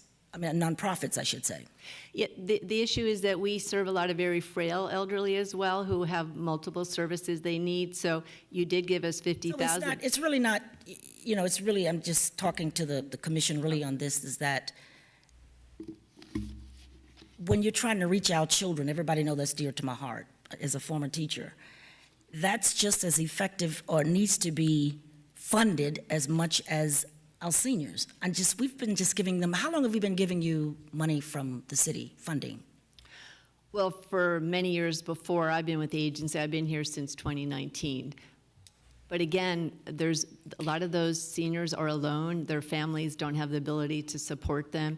They need those in-home services. Without our help, they'll probably just be put into institutional care. And so that's what we do, is we help families stay whole. We help people remain in their homes. And just, there's a lot of people in need, and the services we provide, again, we provided over $1 million in services. We really maximize the money that you give us. Well, as I said to the commission, I just think that what you're doing is great, it's good, but I still just think 50,000 is just too much. I can see it going to other organizations that have been rejected, or people that are already working with our children and our youth, which is, you know, just as important. That's my opinion, my take.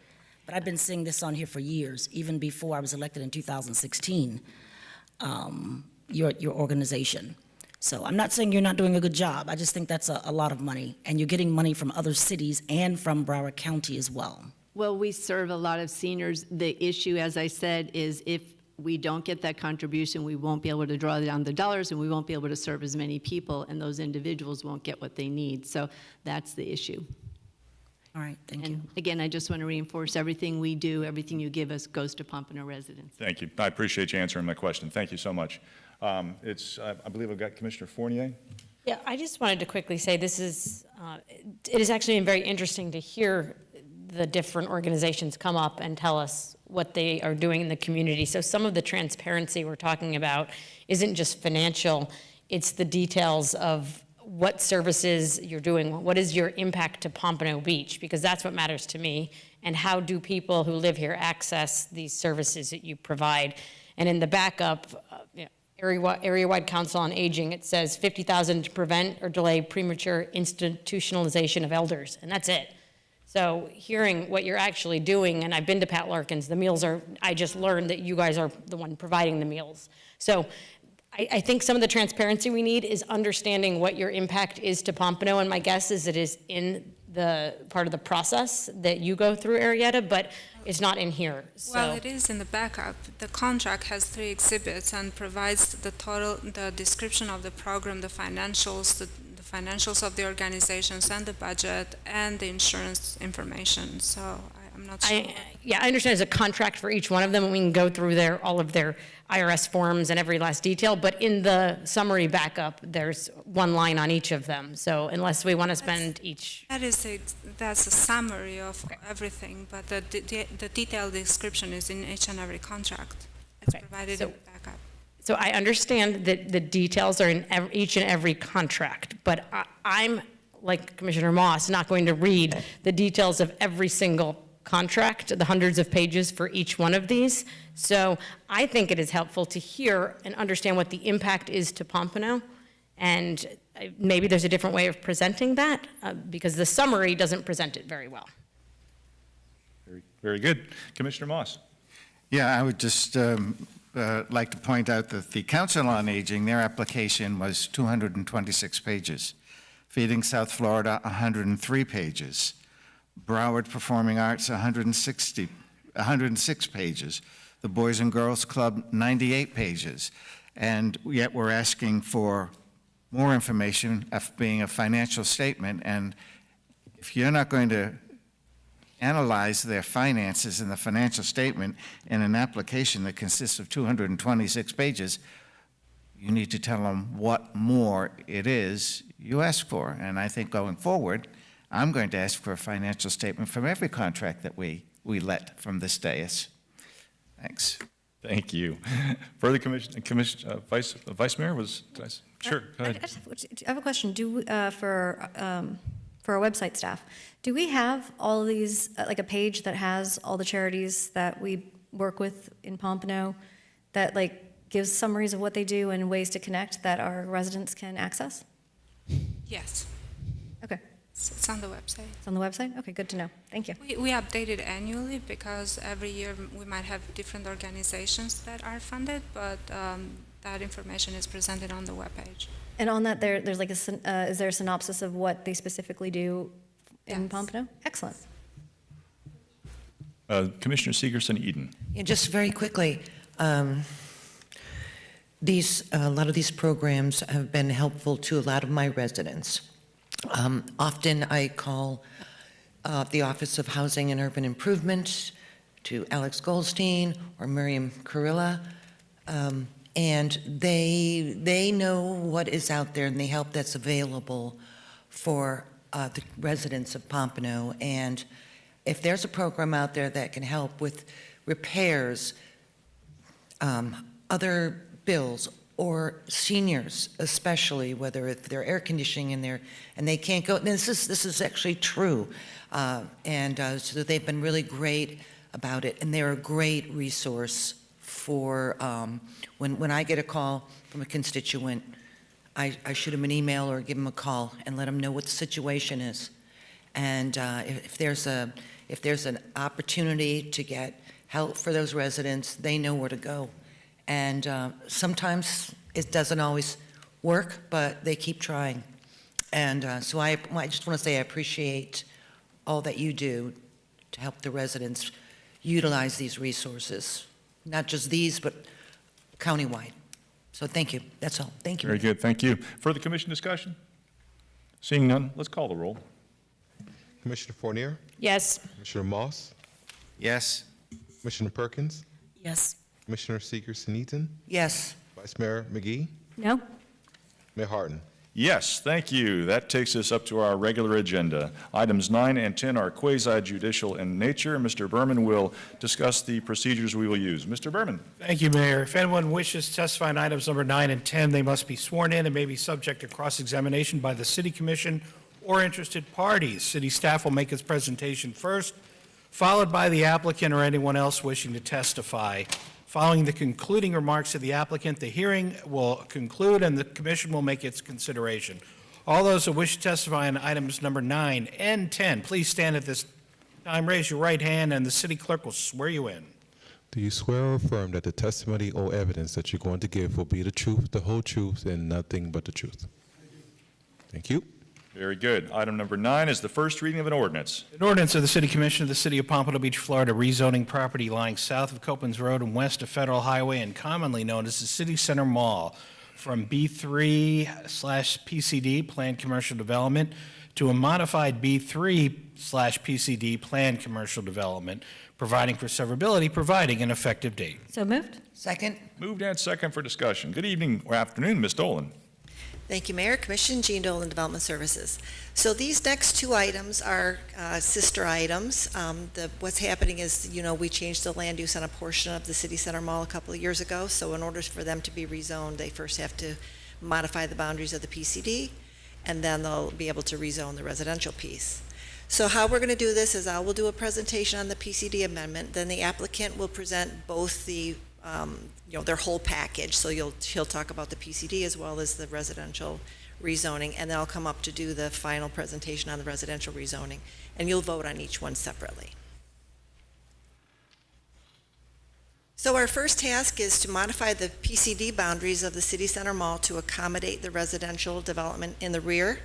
So back in 2021, we changed the land use designation on the 12.1 acres that now has the Macy's building and the Macy's parking field in the rear. That's going to be demolished and that developed as a residential project. So we changed the land use on that to an irregular 29.5 dwelling units per acre, which allows a total of 356 units. So in order for them to get their now residential zoning to match their residential land use, we need to first modify these boundaries, and then they'll be able to rezone that piece. So we're not really doing a redevelopment of the City Center Mall. This is more just to cut that piece out of the back so that they can put residential there. So mostly the master plan in this PCD is an as-built with just a few changes to accommodate the residential and do a couple little tweaks within the City Center Mall. There's an extended median, as you can see that we have it highlighted in red there, just so people can't cut through that parking field that you access through the entrance behind the Wendy's there. Right now, there's a lot of people that just cut through that rather than go over the speed humps in front of the building. So we're putting some more curb cuts in there to keep that cross traffic from cutting right through. And once they knock down the Macy's building, there's going to be a new wall exposed on the building that remains, though they're going to be putting a new entrance on that opening. And then there's a couple other modifications to Lowe's where they're going to close in the receiving area and the outdoor storage area for the garden center. Otherwise, it's pretty much an as-built for the City Center Mall part. So the Planning and Zoning Board did recommend approval unanimously, and they added a few conditions, mostly to deal with pedestrian and vehicular circulation in that rear parking field between the residential and the mall building. They asked for some more landscape islands along the vehicular circulation drive, the crosswalk from the residential to the mall, they wanted enhanced a little, some wayfinding signs and additional wheel stops also in the south parking lot to keep people from just cutting through that parking field. So these changes were made to the PCD master plan before we put it on your agenda, and the applicant will go into more detail on those changes in their presentation.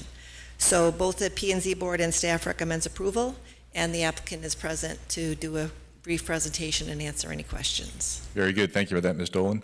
Does the applicant wish to make a presentation? Of course. Just for the record also, I'd like to put on the record that I have had ex parte communications concerning this development with the applicant and, of course, with staff. Thank you. Good afternoon. Commissioner Seeger-Eaton? Yes, I also have had ex parte communications with the attorneys and staff regarding this. Thank you. Very good. Vice Mayor? Yes, I've had ex parte communications, not on the new plans, but on the site in general. Very good. Okay. Very good. Thank you. Good afternoon. Dennis Mealy, 200 East Broward Boulevard, Fort Lauderdale, on behalf of the applicant.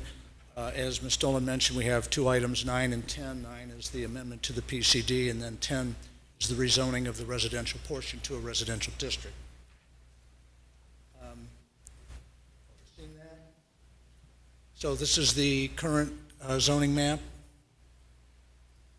And then this is the part in the back, the 12 acres, which is a portion of the Sterling property and a portion of the Macy's property that we're changing to residential. This is what the zoning map would look like when we're done. So we spent a lot of time with staff, with the Planning and Zoning Board, on making sure that we were preserving vehicular traffic routes through the property and also pedestrian traffic routes through the property. As Ms. Dolan mentioned, we've added curbing and also wheel stops in certain parking lots to keep people from cutting diagonally through the parking lot and make sure they keep driving on the drive aisles as they should.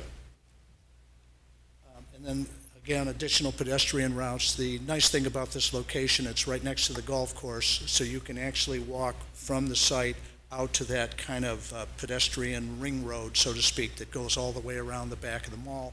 So we've added a couple of locations to do that. We've also added a pedestrian location to come from the residential to the commercial, and I'll show that. So Ms. Dolan mentioned that when the Macy's store comes down, then this will expose a wall of the building next to it. So we're putting in a new storefront there, a new outdoor seating area there, and also a new store there. At that location. And then this is the area where the Planning and Zoning Board asked us to add additional landscape islands and additional wheel stops. Again, the landscape islands to provide a better appearance as you're driving down the drive aisle, and the wheel stops to keep people from cutting diagonally through the parking lot. This is the new walkway I was describing that will actually take you from the residential and then right over to that new storefront that will replace that area on the side of the Macy's building when the Macy's building is moved. And also putting in, and it doesn't have to be this exact format, but putting in a crosswalk that's readily identifiable and easily visible so that cars will travel safely and people will travel safely on foot as well. And then this is the parking field where the wheel stops have already been put in to, again, prevent that diagonal cutting through. Other than that, if you have any questions, I'd be happy to answer them. Thank you very much. Very good. Thank you for that. This is a public hearing. Is there any input from the public on this item? Seeing none, public input closed. Commission discussion, questions, concerns. Commissioner Moss. I'd like to know if we've requested a financial statement from the company that is planning on developing this? I don't believe so. Very good. Well, I'd like to move that we require a financial statement from this applicant before we move forward in the name of consistency. Just a question on the motion. Mr. Berman, can we do that in a quasi-judicial proceeding? I would think it would not be appropriate, Mayor. This deals with the provisions, whether it meets certain criteria for the rezoning, and that's what the criteria is that should be considered now, not financial at this time. So you're not saying it's wrong to request it, you're saying you wouldn't recommend it? I would not recommend it legally. I would think it would be inappropriate at this time. It's not the criteria that's utilized for these purposes for quasi-judicial rezoning matters. Well, I don't want to tell Commissioner Moss he can't make his motion unless you are saying he can't make his motion. Well, I don't want to tell him he can't make his motion, but I would basically advise the commission that it would be an inappropriate, legally inappropriate criteria to add on to this process. Commissioner Moss? My motion stands. Very good, very good. There is a motion on the floor to request financial statements of the proposer. Is there a second? Motion dies for lack of second. Further commission discussion, questions, concerns? Commissioner Moss, I believe you had the floor. I'm finished. Thank you. Okay, you're finished. Further commission discussion. Seeing none, let's call the roll. Mayor, made your point. Late, I'm sorry. I'm sorry, Commissioner That's all right. Seeger. Yep, I just wanted to say that this is a process that began a number of years ago, and I'm glad to see that it's finally coming to fruition. Thank you. Very good. Further commission discussion, questions, concerns? Seeing none, let's call the roll. Commissioner Fournier? Yes. Commissioner Moss? Yes. Commissioner Perkins? Yes. Commissioner Seegerson-Eaton? Yes. Vice Mayor McGee? Yes. Mayor Harton? Yes. Item number 10 is the first reading of an ordinance. An ordinance of the City Commission of the City of Pompano Beach, Florida, rezoning property lying on the south side of Copeland's Road, west of Federal Highway, commonly known as a portion of the City Center Mall site, from B3/PCD General Business/Planned Commercial Development to RM-30 Multifamily Residence 30, providing for severability, providing an effective date. So moved. Second. Moved and seconded for discussion. Once again, Ms. Dolan. Thank you, Mayor. Jean Dolan, Development Services. The applicant is requesting to rezone a 12.1-acre parcel in the rear of the City Center Mall, previously the location of the Macy's department store building and parking field. The City Center property is south of Copeland's Road and west of Federal Highway. The rezoning is from B3 PCD to RM30. The land use designation of this 12.1-acre property was changed from commercial to an irregular density 29.5 units per acre in 2021, and the land use designation allows for 356 units. It is staff's conclusion that the RM30 rezoning is in conformance with the irregular density 29.5 dwelling units per acre land use designation, and the RM30 designation would be the most logical zoning district for the site. The RM30 zoning designation is compatible with the adjacent land uses. The Planning and Zoning Board unanimously recommended approval on August 23rd, 2023, and staff recommends approval. And again, myself and the applicant are present if you have any questions. Very good, thank you for that. I would just like to put on the record, as I did on the previous item, that I have had ex parte communications concerning this project with the developer and staff, of course, and just wanted to put that on the record. Thank you. Thank you, Mayor. Commissioner Seegerson-Eaton. Also, I have also had ex parte communications regarding this project. Thank you. Very good. Vice Mayor? Yep, I've also had ex parte communications regarding this project. Very good. Does the applicant wish to make any presentation? Only if you have any questions. Questions only. Very good. Thank you for that. This is a public hearing. Is there any input from the public on this item? Please come forward. Just name and address for the record and indicate if you have been sworn. Vicente Thrower, no, I haven't. Do you solemnly swear or affirm that the evidence or testimony you're going to give will be the truth, the whole truth, and nothing but the truth? Yeah, Bird Eyes, thanks. Your address, sir? Vicente Thrower, 1890 Northwest 6th Avenue. Yeah, Mayor, hey, we've been going around for years on this piece of property. I think it's a great project, but I still want to ask, through the mayor and commission, the economic impact, I'm assuming, do we know anything about that, or is this the right place to ask about that right now? This is a rezoning. Yeah, it is. I know, but the person right there, the client is here. Economic impact, what they're building is a nice project, but I'm asking about economic impact. Well, it's going to produce taxes once they finally build it and things of that nature, of course. But a simple rezoning is not an indication that it's going to be built. I guess what I'm saying again, Mayor, is it's a lot of units, a lot of opportunity there. We'll just want to make sure that the applicant remember to look at hiring locally here in Pompano Beach. That's why I said economic impact. Pompano first. Thank you so much. Very good. Thank you for that, sir. Appreciate that. Further input from the public? Seeing none, public input closed. Commission discussion, questions, concerns? Seeing none, let's call the roll. Commissioner Fournier? Yes. Commissioner Moss? Yes. Commissioner Perkins? Yes. Commissioner Seegerson-Eaton? Yes. Vice Mayor McGee? Yes. Mayor Harden? Yes, that ends our quasi-judicial proceedings. Item number 11 is a second reading of an ordinance. An ordinance of the City Commission of the City of Pompano Beach, Florida, amending Chapter 34 City Policy of the Code of Ordinances of the City of Pompano Beach relating to the police and firefighters retirement system by amending Section 34.050 Conditions of Eligibility to correct language regarding purchase of prior continuing service, by amending Section 34.0571 Internal Revenue Code compliance to achieve compliance with IRS requirements and the Secure 2.0 Act, by amending Section 34.059 accrued benefits to provide additional language to clarify requirements for vesting of accrued benefits, providing for conflicts, providing for severability, providing an effective date. So moved. Second. Moved and second for discussion. Good afternoon, Mr. Donovan. Yes, good afternoon, Mayor, Vice Mayor, Commissioners. This is the second reading of ordinance. There have been no changes since first reading, and that concludes my comments. Very good. Thank you for that. This is a public hearing. Is there any input from the public on this item? Seeing none, public input closed. Commission discussion, questions, concerns. Commissioner Moss. I just want to know if the staff is comfortable about the financial statements coming from this pension group? Yes, we are. Okay, thank you. Further commission discussion? Seeing none, let's call the roll. Commissioner Fournier? Yes. Commissioner Moss? Yes. Commissioner Perkins? Yes. Commissioner Seegerson-Eaton? Yes. Vice Mayor McGee? Yes. Mayor Harden? Yes. Item number 12 is a second reading of an ordinance. An ordinance of the City Commission of the City of Pompano Beach, Florida, approving and authorizing the proper city officials to execute a license, service, and product usage terms and conditions agreement between the City of Pompano Beach and ITSA Solutions, LLC, providing for severability, providing an effective date. So moved. Second. Moved and second for discussion. Good afternoon, Mr. Lance. Good afternoon, Mayor, Vice Mayor, Commissioners. Jeff Lance, Parking Manager. The item before you this afternoon is a request for an agreement with ITSA Solutions for the continued use of the barnacle enforcement device. This is the second reading. There's been no changes since the first reading. Very good. Thank you for that. This is a public hearing. Is there any input from the public on this item? Seeing none, public input closed. Commission discussion. Commissioner Moss?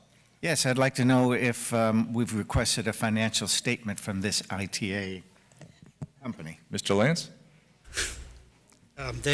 You've got to be consistent here. I just understand. Yes, thank you for the question. Yes, they've been vetted fully by the city. Thank you. Very good. Further commission discussion?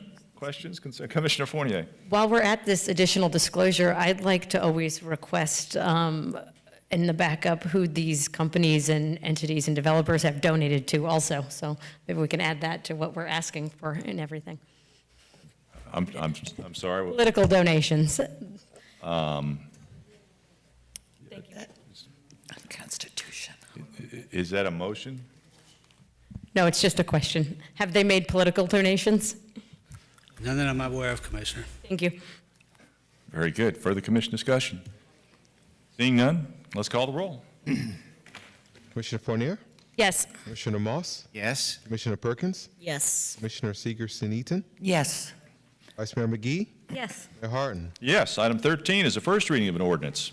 An ordinance of the City Commission of the City of Pompano Beach, Florida, amending Chapter 98 Parks and Recreation and Cultural Affairs of the Pompano Beach Code of Ordinances by amending Section 98.01 definitions to amend the definitions of park recreational facility and park ranger by amending Section 98.02 prohibited acts to modify prohibited acts by amending Section 90.8.07 public event to remove the requirement for a security deposit by deleting Section 98.10 recreational facility and program fees in its entirety and creating a new Section 98.10 authority to establish parks and recreation fees to provide authorization to establish fees for use of city parks, the public beach, recreational facilities, and amenities by amending Section 98.13 municipal beaches and parks hours and permits to delete various sections, by amending Section 98.15 discounts and benefits to delete requirements of showing most recent payroll check stub, by amending Section 98.46 hours and days of operations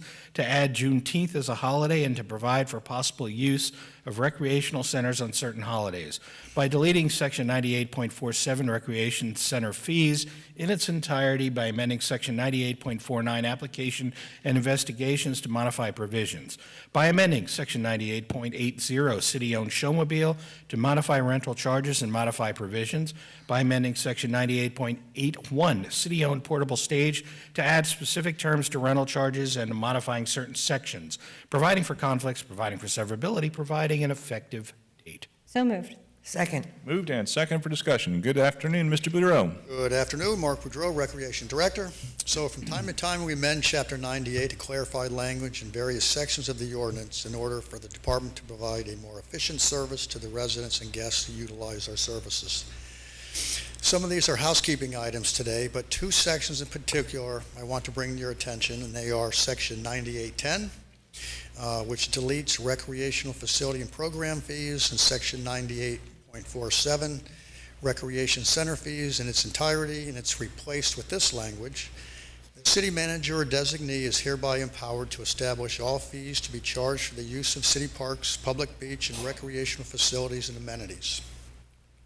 The list of established fees shall be kept in writing and on file at each of the recreational facilities, which is what we currently do anyway.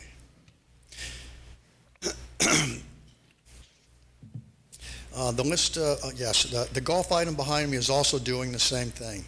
And if you recall, the same action was taken several months ago with the cemetery item, removing the fees. All fees are removed from the Code of Ordinances. This provides for adjustment of fees as needed and assignment of new fees as programs and activities are added and implemented. This is also consistent with our local surrounding municipalities such as Fort Lauderdale, Hollywood, Oakland Park, Delray, and Deerfield Beach. Also, as we mentioned in the budget hearings, we are raising the non-resident fees only by 5% this year, which coincides with the increase in the Consumer Price Index from March 22 to March 23. And that concludes my statements. Very good. Thank you for that. This is a public hearing. Is there any input from the public on this item? Please come forward. Just name and address for the record. Ken Herman, 3202 Robbins Road, Pompano Beach, Florida. I just have a quick question. Who does this stuff now? You're amending to give these people more authority to do stuff, right? That's part of what they're doing. Who does it now? You said, that, for instance, you're automatically keeping a list of all these fees and stuff like that. Who does it right now? Well, the fees right now are in the ordinance, so basically what is proposed is to take it out of the ordinance and let staff just manage and let staff maintain the list. That way it's not in the ordinance. If they need to change the fees for whatever, the dog park, they can change the fees for the dog park, and they don't have to do an ordinance to do it. So you're saying that the ordinance would then have to be changed with the new fees?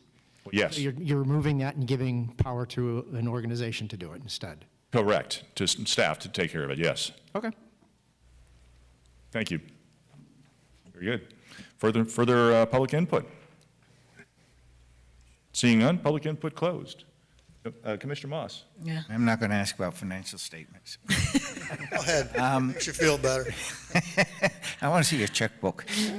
No, Calling could for you backup. just briefly outline some of the changes that are applying to the showmobile in terms of the fees, and there are some other requirements that you're No, changing? They're just simply not going to be in the ordinance, so they remain the same at this point. And in the next budget cycle, I think you folks had requested you're going to be more involved in the process, and we might be considering raising resident fees in the next budget cycle. But right now, it's just non-resident fees. And just out of curiosity, what is the fee currently to rent the showmobile for a private event? Gosh, Ballpark's fine. just so you know, there are over 300 fees in the ordinance, which is why we're All right, then never mind. the ordinance. I You can can get find that it, for but you. it's going to take me about 8 minutes. No, never mind. Maybe you can tell me that a little bit later. I'm just Send that out to of you. curiosity. All right, thank you. Very good. Commissioner Perkins? Well, I had some questions about the senior center, but I'll wait until my report. I'll bring it up then. Okay, sure, that's fine. Commissioner Fournier? Is it fair to say this increases transparency and then your ability to react if you want to change something or you see something going on that you want to make a Yes, change to? that's true, but I think I can characterize it this way. And I think Rob McCon summarized it well back in the cemetery issue came up. I can probably count on one hand the folks in this room or even listening online that have sought out the fees of a recreational facility via the Code of Ordinances. They just don't do that. We have it on file. Our supervisors are well aware what the fees are. It's quick, it's convenient, so. We recently had someone from the public come in and speak about golf course fees for, I think it was for high school students. Has that been, or will that be addressed in the fee structure? Discounts for high school students? Golf? We have a section in our ordinance that deals with all the various discounts that we have. I don't recall that high school students was one of them. Okay, thank you. Very good. Commissioner Segerson-Eaton? Thank you. So the fees are already designated and outlined on a page on Correct. your Parks and Recreation through the city's website. Yeah, and I can see how this simplifies it, because to go and get into the ordinance, to even first find where they are, yeah, this is much easier. Thank you. It costs money to advertise, to bring an agenda item forward, and we're just eliminating that step. But will the fees be published on our website? Yes, we can certainly do that. Yeah, because people, I think people do go to the website. They're not going to go to the Code of Ordinances, no. But they'll go to the website, and if they see something that says fees, they'll click there and say, yeah, what does it cost? I'd like to have a party at the Civic Center, so what does it cost? If we could work on that, that'd be great. Also, a couple of other things. Well, that was one of my items, having fees on the website. On page 3 of the ordinance, item PP, it has to do with dogs and defecating, I believe, in civic centers. And that's what it has to do with. But why doesn't it mention urination? Why only defecation? Boy, I didn't propose it. I'm stumped. You got me on that one. I don't know.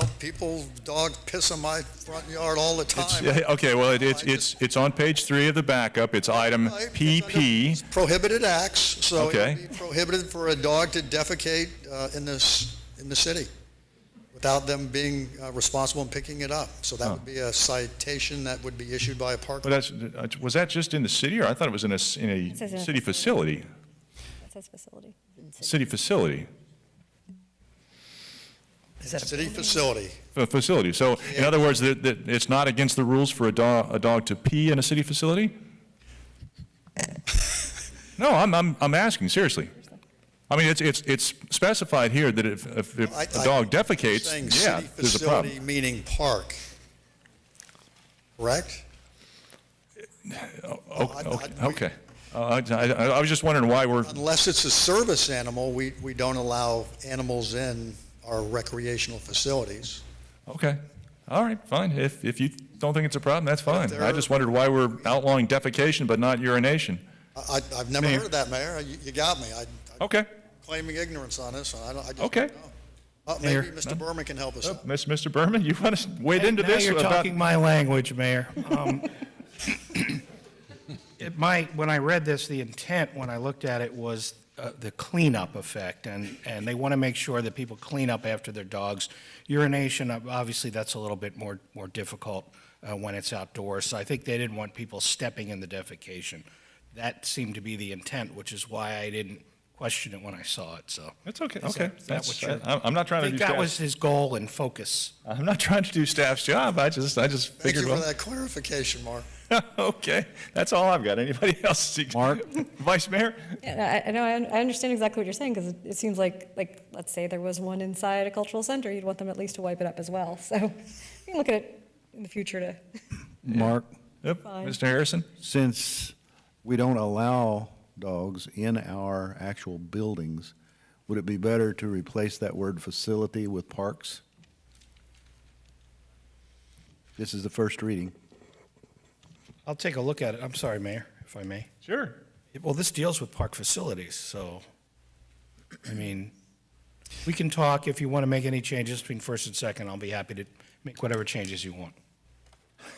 Yeah, I just assume a facility meant park. That I was assumed that synonymous. this deals with parks and recreation facilities, so. Right, which, I mean, the Emily Wilson Center, the Larkin Center, we got a lot of parks and rec facilities which aren't necessarily just parks. Service animals. Service animals. Service animals we do. Yeah, but I've never seen a service animal. They're usually well-trained if they're really a service animal. I'm not trying to create a problem. It just, I noticed it, that's all, but that's fine. If you guys are comfortable, I'm comfortable. That's fine.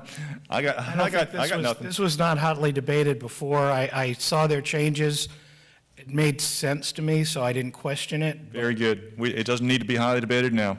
Okay, Vice Can Mayor? always go May- Wait, I missed 2 to 1. Mr. Berman. maybe we just change the word feces to waste, and that would cover it all. Okay. That's a fair compromise. Right? We don't need a conference. Whatever.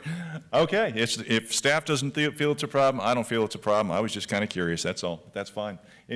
Commissioner Moss? I'm trying to look up here. You said this is page 2, item PP? Page 3, PP. Page 3. Item PP. PP, yep, it's PP. Thank you. Yep. It's kind of caught my eye there. Very good. Further commission discussion. Seeing none, let's call the roll. Commissioner Fournier, Yes. Commissioner Moss, Yes. Commissioner Perkins, Yes. Commissioner Seegerson-Eaton, Yes. Vice Mayor McGee, Yes. Mayor Harden. Yes, item 14 is the first reading of an ordinance. Thank you, Mayor. I think Yes, I'm done here. sir. An ordinance of the City Commission of the City of Pompano Beach, Florida, amending Chapter 98 Parks and Recreation and Cultural Facilities of the Pompano Beach Code of Ordinances by amending Section 98.35 Fees and Section 98.37 School and College Team Rates to provide authorization to establish fees for use of the city's golf course, and by amending Section 98.39 Group Rates to modify the name of the section, providing for severability, providing an effective date. So moved? Second? Moved and seconded for discussion. Good afternoon, Mr. Campbell.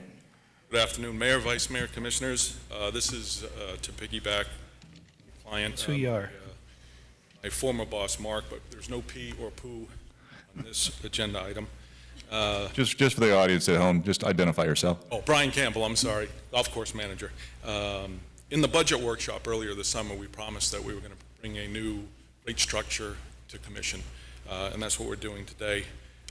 We anticipate the increased revenues to help offset our increased expenses based off the new maintenance contract that we approved. We've held pricing over the last 10 years to be consistent, and everyone in this room knows that nothing has remained the same for 10 years, but our golf course has. and we're in a position now where we have to make adjustments.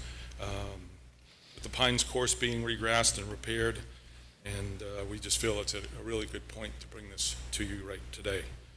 We've included Exhibit A, golf course fees, for your review. As you can see, the Pompano Beach resident will receive the lowest rates for both the membership and daily fee rates. The Golf Advisory Board is in full support of this item, and the rates will be posted and are posted on the city's website currently and at the golf course. And that concludes my comments. Very good. Thank you for that. This is a public hearing. Is there any input from the public on this item? Seeing none, public input closed. Commission discussion. Seeing none, let's call the roll. Commissioner Fournier, Yes. Commissioner Moss, Yes. Commissioner Perkins, Yes. Commissioner Seeger-Eaton, Yes. Vice Mayor McGee, Yes. Mayor Harden. Yes, thank you. Item number 15 is a first reading of an ordinance. An ordinance of the City Commission of the City of Pompano Beach, Florida, approving and authorizing the proper city officials to execute a First Amendment to the billing service agreement between the City of Pompano Beach and Digitech Computer LLC, providing for severability, providing an effective date. So moved? Second? Moved and second for discussion. Good afternoon, Chief Picado. Good afternoon, Mayor. Fire Chief Chad Bricado. This is requesting an amendment to really change two principal things with our billing company. The first is to adopt a rate structure. We haven't touched rates either for about 10 years, so we are bringing our rates more into a contemporary number, roughly $12.60. We're also charging for mileage and auction, which is common in our industry. The second portion is to remove prior consultant PCG and allow Digitech, our billing provider, to do our consulting for our PEMT program. I talked about it in the last commission meeting. The PEMT and MCO have been amazing programs, and this allows us to continue moving forward, but with one vendor versus having both PCG and Digitech as two separate vendors. Some of the PCG employees, as I understand, are now working for Digitech, as it often occurs. So those are the two primary reasons. I think the improvement that we've made for the ambulance billing is that we've tied it to the CPI, so we don't have to keep doing this. Oh, it's been 10 years since we raised the rate, 5 years since we raised the rate. So each year in October specifically, the billing company would look at the current CPI and then adjust the ambulance transport rate specifically based on what the CPI is for that year. In other words, in line with inflation, so we don't have to keep coming back here all the time, because what tends to happen, and I've seen this most of my career, we don't do it for a long period of time, and all of a sudden it looks like a big jump, but if you smoothed it out over 10 years, it really wasn't much at all. Probably roughly 2.6% was what it would have been if we did this over 10 years. So I think it's a more intelligent approach at how we handle the ambulance transport fees. Also, the concept with ambulance transport fees, really we're mostly looking at insurance, and that's the concept behind grabbing back that money. Instead of just asking the taxpayers to pay for everything, this allows a broader payer mix of individuals to help pay for the services that are out there. That's it. Very good. Thank you for that. This is a public hearing. Is there any input from the public on this item? Please come forward, just to the microphone, just name and address for the record. How you doing? Debbie White Gangone, 550 Oaks Lane, Pompano Beach. Question in regards to it. Ma'am, could you pull that down just a little? Thank you. It's a height issue. Do you guys volunteer or paid? As a system, we're a fully paid fire service, fire and EMS. Okay, so the billing that you do, is it soft billing, insurance only, or you actually bill people whether or not they have insurance? Complicated question. So in general, yes, we bill, and when we bill, it's a billing company. We leverage their expertise. But you could have somebody, for example, from Boca Raton who does not live here, doesn't pay taxes here, crashes their car here, and that individual then is going to be transferred to the hospital by us. If they don't have insurance, yes, they will get billed directly. But primarily, particularly for residents, primarily the goal is to collect the insurance monies that would otherwise be available. Okay, so if supposedly a senior of some sort had to call an ambulance for a medical issue and they were inadequately insured, maybe no Medicare or whatever yet, would you guys actually put it on their credit report or go after them for it? Or We don't in do the collections. case of the car accident, would it go after the car insurance company? It's two different questions. So for the car insurance, primary insurance under PIP is the primary payor before medical insurance. And so the ambulance billing company would first seek to be recover from the EIP insurance. And then from that, after that's exhausted up to $10,000, then they can seek for medical insurance. but we don't do collections. What I mean by collections, we don't go chasing people down for, we didn't pay this $9, and we're going to, put you into collections. And we've looked at it before. We've talked to the commission in prior years. It's a very negative way of going about it. And usually what I would expect you would have is people coming down with wheelchairs saying, you're coming after me for $9. And it's not prudent. Our ambulance billing provider also provide that it's not worth the money that would be recuperated. There would be some that would say, well, that'd be good financial, but the actual end result is actually very poor for those collections. So we just focus on, as I was mentioning here, primarily the insurance, and if it's older person, typically Medicare and Medicaid, and that's really where we're trying to do that cost recovery. Right, particularly for the prices of medications. Absolutely. Thank you very much. You're most welcome. Very good. Further public further input from the public? Seeing none, public input closed. Commission discussion. Yeah, I want to make sure on that issue that's because I know we've had issues in the past. I don't think since you've been chief, but we have had issues in the past where people get the bill, the residents get the bill, and it says this is a bill, which we don't charge our residents. Technically, it's like, no, we'd like their insurance company to pay because we don't want to discourage people from calling 911 if they need 911, correct? Correct. It actually says this is not a bill, but everybody skips that because on his face, am I up? Am I done, Kirby? On his face, it does look like a bill. So we deal with that all the time. People call all the time. And really what the billing company is doing is they're really asking for their insurance. Please give us the insurance so we can bill. And we usually resolve that. Honestly, Mayor, less than 10 complaints a year we get, and that's the quickest resolved complaint. No ma'am, no sir, we're really just looking for insurance.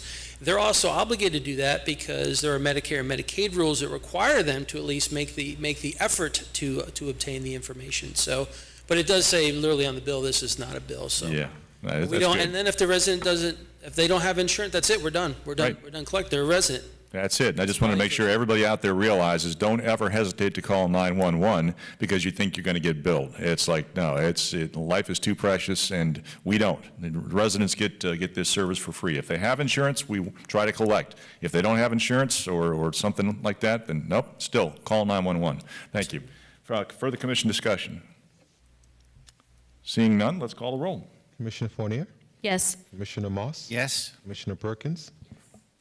Commissioner Seeger-Eaton? Yes. Vice Mayor McGee? Yes. Mayor Harden? Yes, thank you. Item number 16 is a resolution. Resolution of the City Commission of the City of Pompano Beach, Florida, appointing blank to the Parks and Recreation Advisory Board of the City of Pompano Beach to the at-large position for a term of 3 years, said term to expire on October 11th, 2026, providing an effective date. So moved. Second, Mayor. Moved and seconded. Are there any nominations? Shannon Jean Claude. Shannon Jean Claude. Mayor, Commissioner Fournier. I'd like to nominate Jason Frey. He's the athletic director at Pompano High. He has been for the last 14 years. He's been coaching for 23 years, and he has 3 kids. He coaches here in Pompano over the last 10 years. He's been waiting to get on this board for at least a year, if not more, and I think his perspective would be a great addition to this board. Thank you. Very good, thank Yeah. you. So, are there any further nominations for this item? Yes, Mayor. Commissioner Moss, yes. I would like to nominate Susan Gingrich, who has been very patiently waiting for a number of years as alternate number 1, and she is the incumbent and the likely person to accede to the at-large seat. Very good, okay. So, are there any further nominations for this item? Hearing none, nominations are closed. So, when your name is called, indicate your choice, either Shannon Jean Claude, Jason Fry, or Susan Gingrich, who is currently alternate 1 incumbent. Let's go ahead and call the roll. Commissioner Fournier? Jason Frey. Commissioner Moss? Susan Gingrich. Commissioner Perkins? Susan Gingrich. Commissioner Seeger-Eaton? Shannon Jean Claude. Vice Mayor McGee? Susan Gingrich. Mayor Harden? Susan Gingrich. Thank you. Item 17 is a resolution. Resolution of the City Commission of the City of Pompano Beach, Florida, appointing blank to the Parks and Recreation Advisory Board of the City of Pompano Beach as alternate 1 for a term of 3 years. Said term to expire on October 11th, 2026, providing an effective date. Mayor. Commissioner, yes, is there a motion? Oh, so moved. Second, Mayor. Moved and seconded. Commissioner Seeger-Eaton. I would like to nominate Shannon Jean Claude, please. Shannon Jean Claude has been nominated. Are there further nominations for this item? Mayor, Yes, Mayor. Commissioner Perkins? I'd like to nominate incumbent Karen Moreland. Karen Moreland, incumbent alternate 2. Very good. Are there further nominations for this item? Hearing none, nominations closed. When your name is called, indicate your choice, either Shannon Jean Claude or Karen Moreland. Let's go ahead and call the roll. Commissioner Fournier, Karen Moreland.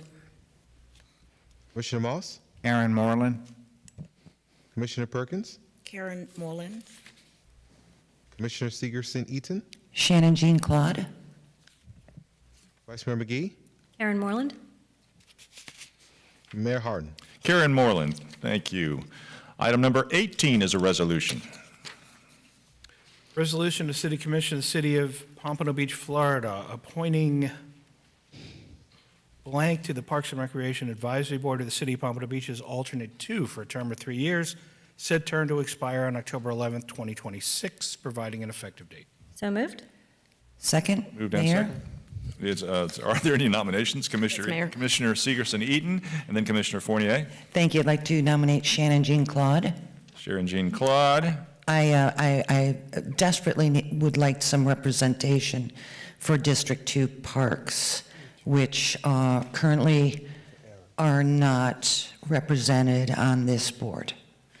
Very good. Commissioner Fournier. Yes, I'd like to nominate Jason Frey. Just Jason. Yes, he is, as I said, an athletic director at Pompano High and has a lot of experience with recreational activities and youth sports, which is also underrepresented on this board right now. Very good. Are there any further nominations? Hearing none, none, nominations are closed. When your name is called, indicate your choice, either Shannon Jean Claude or Jason Frey. Let's go ahead and call the roll. Commissioner Fournier, Jason Frey. Commissioner Moss, Sharon Jean Claude, Commissioner Perkins, Jason Prey. Commissioner Segerson Eaton, Shannon Jean Claude. Vice Mayor McGee, Shannon Jean Claude? Mayor Harden. Shannon Jean Claude, thank you. That takes us up to item number 19 as a resolution. Resolution of the City Commission of the City of Pompano Beach, Florida, appointing blank to the Historic Preservation Committee of the City of Pompano Beach to fill the unexpired term of Robert Whitsitt, alternate 2, to said term to expire June 13th, 2024, providing an effective date. So moved? Moved and seconded for discussion. Are there any nominations for this item? Mr. Mayor? Vice Mayor? I'd like to nominate Kenneth Stoller. Ken Stoller, very good. Are there any further nominations for this item? Hearing none, all in favor say aye. Aye. Opposed? Motion carries unanimous. Thank you. Item 20 is discussion and consideration item for the annual performance evaluation for Mr. Mark E. Berman. I'm sorry, Commissioner? City Attorney. Good afternoon, Mr. Bush. I'll turn it over to you. Vice Mayor, Commissioners, City Manager, and City Attorney. Bobby Bush, the Acting Human Resource Director. As directed from the City Commission, each charter officer reporting to the Commissioner will be evaluated annually on their established performance review date. Also, at the Commissioner request, HR has prepared a suggested performance evaluation tool, and this was provided to you on September 28th. The performance evaluation review for the City Attorney is up for review at this time. I have also attached an annual merit data sheet for your review and consideration. This information is consistent with the non-bargaining and the general employees evaluation process for merit up to 3%. I've also provided you an example of a 5% as well. A salary survey was conducted by the Human Resource Department of other cities of similar sizes. And the survey shows that the city attorney is at a 75th percentile. That concludes my remarks, subject to any questions you may have. Thank you. Very good. Thank you for that. Well, this is a discussion consideration item for the commission. As we all, I believe, I'm sure we all know that the city attorney works directly for the commission. So it's up to us what we choose to do and our individual evaluations of the city attorney. So would anyone, Mr. Berman, would you like to chime in at all, or just leave it up to discussion of the commission? Well, certainly, my concern is that the commission as a whole and individually feel you're getting adequate legal and good representation for my office. That's my ultimate concern here, that the legal advice that you're receiving, that you're getting answers to your questions, and you're being contacted and responded to in a timely manner, and that the information that you're kept apprised of what's going on by my office. My concerns are that your concerns. I'm concerned that you are pleased with the way we have transacted our communication between my office and the commission, and certainly any changes, concerns that you may have, I'm certainly happy to listen to and modify as requested. So thank you. Very good. Thank you, Mr. Byrne. Appreciate it. And of course, appreciate your service also. Thank you, Mayor? sir. Commissioner Perkins. I am asking for approval. The city attorney is very good at communicating and getting back with us me, on a timely manner whenever I call or ask for anything. I like that. He comes to work every day. And the main thing is he keeps us safe, and that's what we want. We need the legal advice, and he's there to give it to us, and I appreciate all that he does, and I enjoy sitting next to him. That's it. Did you have a figure in mind, Commissioner, or not? Well, he said he was just asking for approval, and we've been talking about the budget and how much we're going over the budget, and I think he'll be just good with the approval. Am I right? If you're happy, I'm happy. If you feel that, there should be a salary adjustment, I'm happy with that as well. I'm not going to say no. I'm not going to ask for anything. I just want to make sure that you're satisfied with the work that's being produced. Yes, I am very That's satisfied. my primary purpose, focus, and concern is of a professional nature. Anything else, obviously, I would leave up to the commission. So thank you. Well, yes, I am Appreciate very your satisfied. I just like to listen to some of the other commissioners when it comes to the 3%. Sure. Your take on that. Very good. I think Mr. Berman's done a yeoman's job, and I would go ahead and make the motion that we increase his pay by 3% to bump it up to the merit 3%. So I'd go ahead and make that motion. Second. Okay, it's been moved and seconded for a 3% increase for Mr. Berman. Discussion. Further commission discussion. Anybody? Mr. Moss? Yeah, I think he does a very fine Mr. job Moss. for us, and he's been with us for a long time, and his experience and knowledge really shows. So I compliment him, and I think he certainly deserves the increase. Very good. Further commission discussion. Commissioner Fournier. Quickly, I do think Mark does a good job keeping us safe, and I know that's the role of an attorney, and I appreciate that. There are times when I also think we use legal arguments as a reason for inaction or not to do things, and so I just want to think about that a little bit more going forward, that maybe sometimes we do have to push a little bit harder on things we want to achieve, even if they are legally difficult or might create some measured risk. So that is kind of the balance that we're constantly, I think, trying to achieve. I have a letter I wrote you that I'll give you, but just on a few things I want to make sure we have on our radar this coming year. I appreciate that input. Thank you. Thank you. Very good. Further Vice Mayor. Yes, no, I have to echo Commissioner Perkins that Mr. Berman is great at communicating, getting back, and as you often, I'm paraphrasing, but giving us advice, not direction, and how to really try and manage everything. And I know in legal, it's sometimes hard not to want to give direction as well, but I think you do a great job for the city, so thank you. I appreciate that. Coming from a family with a really good attorney there, it means a lot. Thank you. Commissioner Segerson-Eaton. Yes, thank you.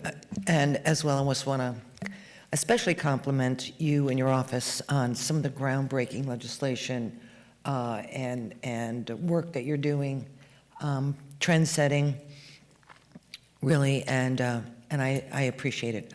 I think it's great for the city, and so I'm very happy with your service. Thank you. Thank you. Certainly, I just want to add, if you're not happy with that, you don't have to wait till once a year. If you have any concerns, questions, I'm always available anytime, so. Will do. You don't have to let it build or anything. Just let me know, and we'll try and adapt as you require. But thank you. I will. Okay, thank you. I think we're all pretty adept at expressing ourselves up here. Further commission discussion. Seeing none, let's go ahead and call the roll. Commissioner Fournier, Yes. Commissioner Moss, Yes. Commissioner Perkins, Yes. Commissioner Seegerson-Eaton, Yes. Vice Mayor McGee, Yes. Mayor Harton. Yes, thank you, Mr. Berman. Thank you. I appreciate your confidence. Item 21 is a consideration of canceling the City Commission meetings of November 28th, 2023 and December 26th, 2023. Well, it's a consideration. I need to move those? So moved? Would you like to make the motion to, okay. It's been moved and seconded by Commissioner Seegerson-Eaton. Second, Mayor. Commissioner discussion, yes.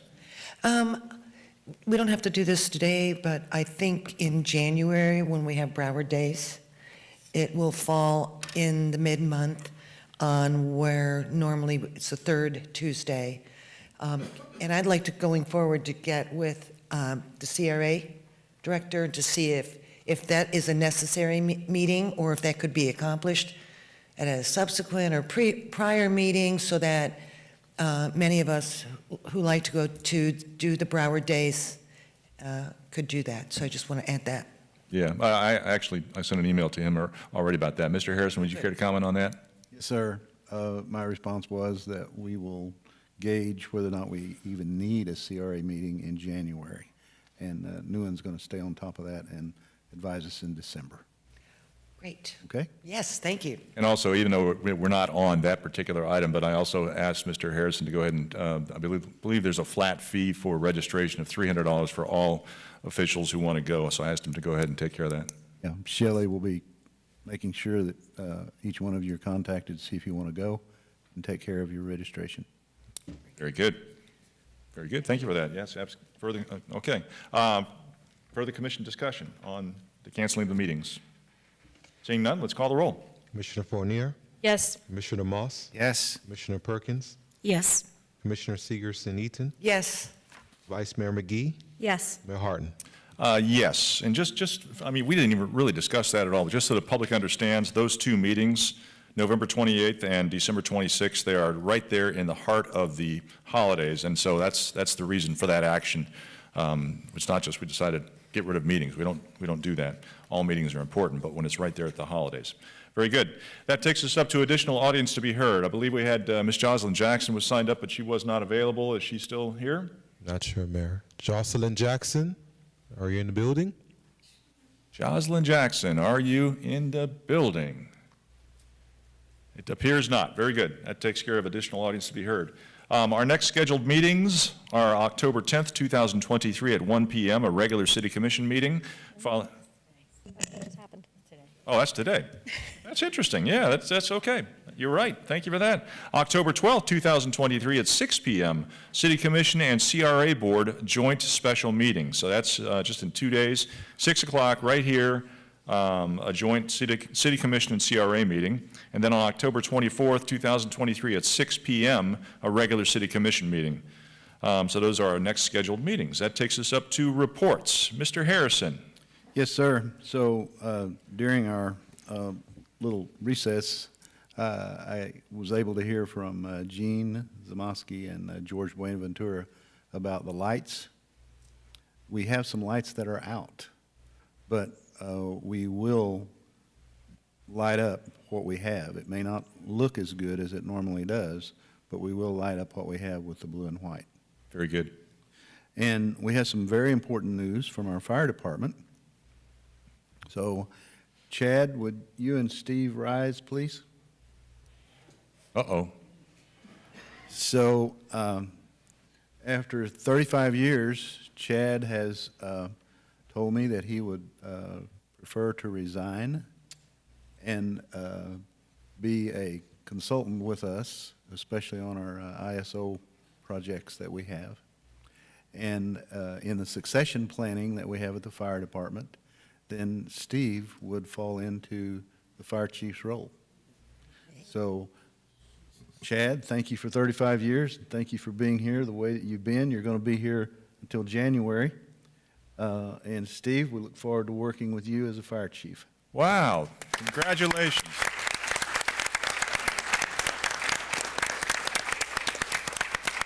Well, thank you, Chief, for your service. It's fantastic. It's bittersweet news, of course, but thank you so much for your service. And Steve, hey, congratulations. Great job. All right, thank you so much. Appreciate that. Yeah. And you know, while we're recognizing people that are moving on up, Daniel, you want to stand? Daniel is leaving us. Actually, is your last day tomorrow, Daniel? And he's going to be the director of planning for Lauderhill. Oh, well, congratulations.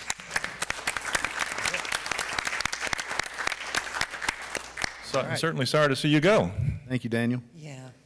And believe it or not, Randy Brown has another award. This time it's not from this area or the state. It's a national award. So Randy, would you come up and explain what you have, please? Are there any cute dog photos? Good afternoon, Mayor, Commissioners. Randy Brown, Utilities Director. We were one of the 47 utilities across the United States that were recognized for our performance as a utility in the area of partnering and engagement with our communities. Through our outreach and benchmarking of customer satisfaction, our interaction with the schools for intern programs for water treatment plant operators, we earned the recognition this year for this. This is our fourth one in the past 5 years. Wow, congratulations. Great job. Why don't you come around here in front of the commission? Come around in front of the commission, in front of the dais here, and I'm sure somebody's got a camera out in the audience. Okay, let's stand up, everybody. Okay. We're going to hang that in the rafters with the Prince of Wales trophy banner that we have.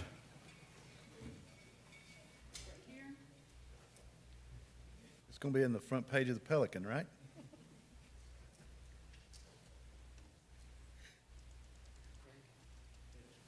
You could do a story on all the awards that you got. Very good. All right.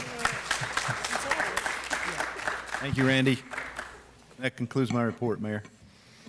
Very good. Thank you. That's a great report. I mean, it's bittersweet. It's good that people are moving up, but it's always sad to see friends leaving. But our loss is some other folks' tremendous gain there. Seriously, great report. Thank you, Mr. Harrison. Mr. Berman. Just thank you for your continued confidence and support, and nothing further. Thank you. Very good. Thank you, sir. Appreciate it. Mr. Alfred. No report. Very good, sir. Moves us on to City Commission. Commissioner Fournier. No report. Wow. Commissioner Moss. Few things, Mr. Mayor. First of all, I want to thank Mr. Tom Johnson, our well-known local attorney, for facilitating a tour for me of Kennesaw Orange Company, which is in my district. Did that last week. It was really fascinating to see how oranges come into the plant, how they're processed and made into orange juice, packed and shipped. So it was really fascinating. So I want to thank the leaders at Kennesaw Orange, and Mr. Tom Johnson. It was a very, very interesting experience. I enjoyed it.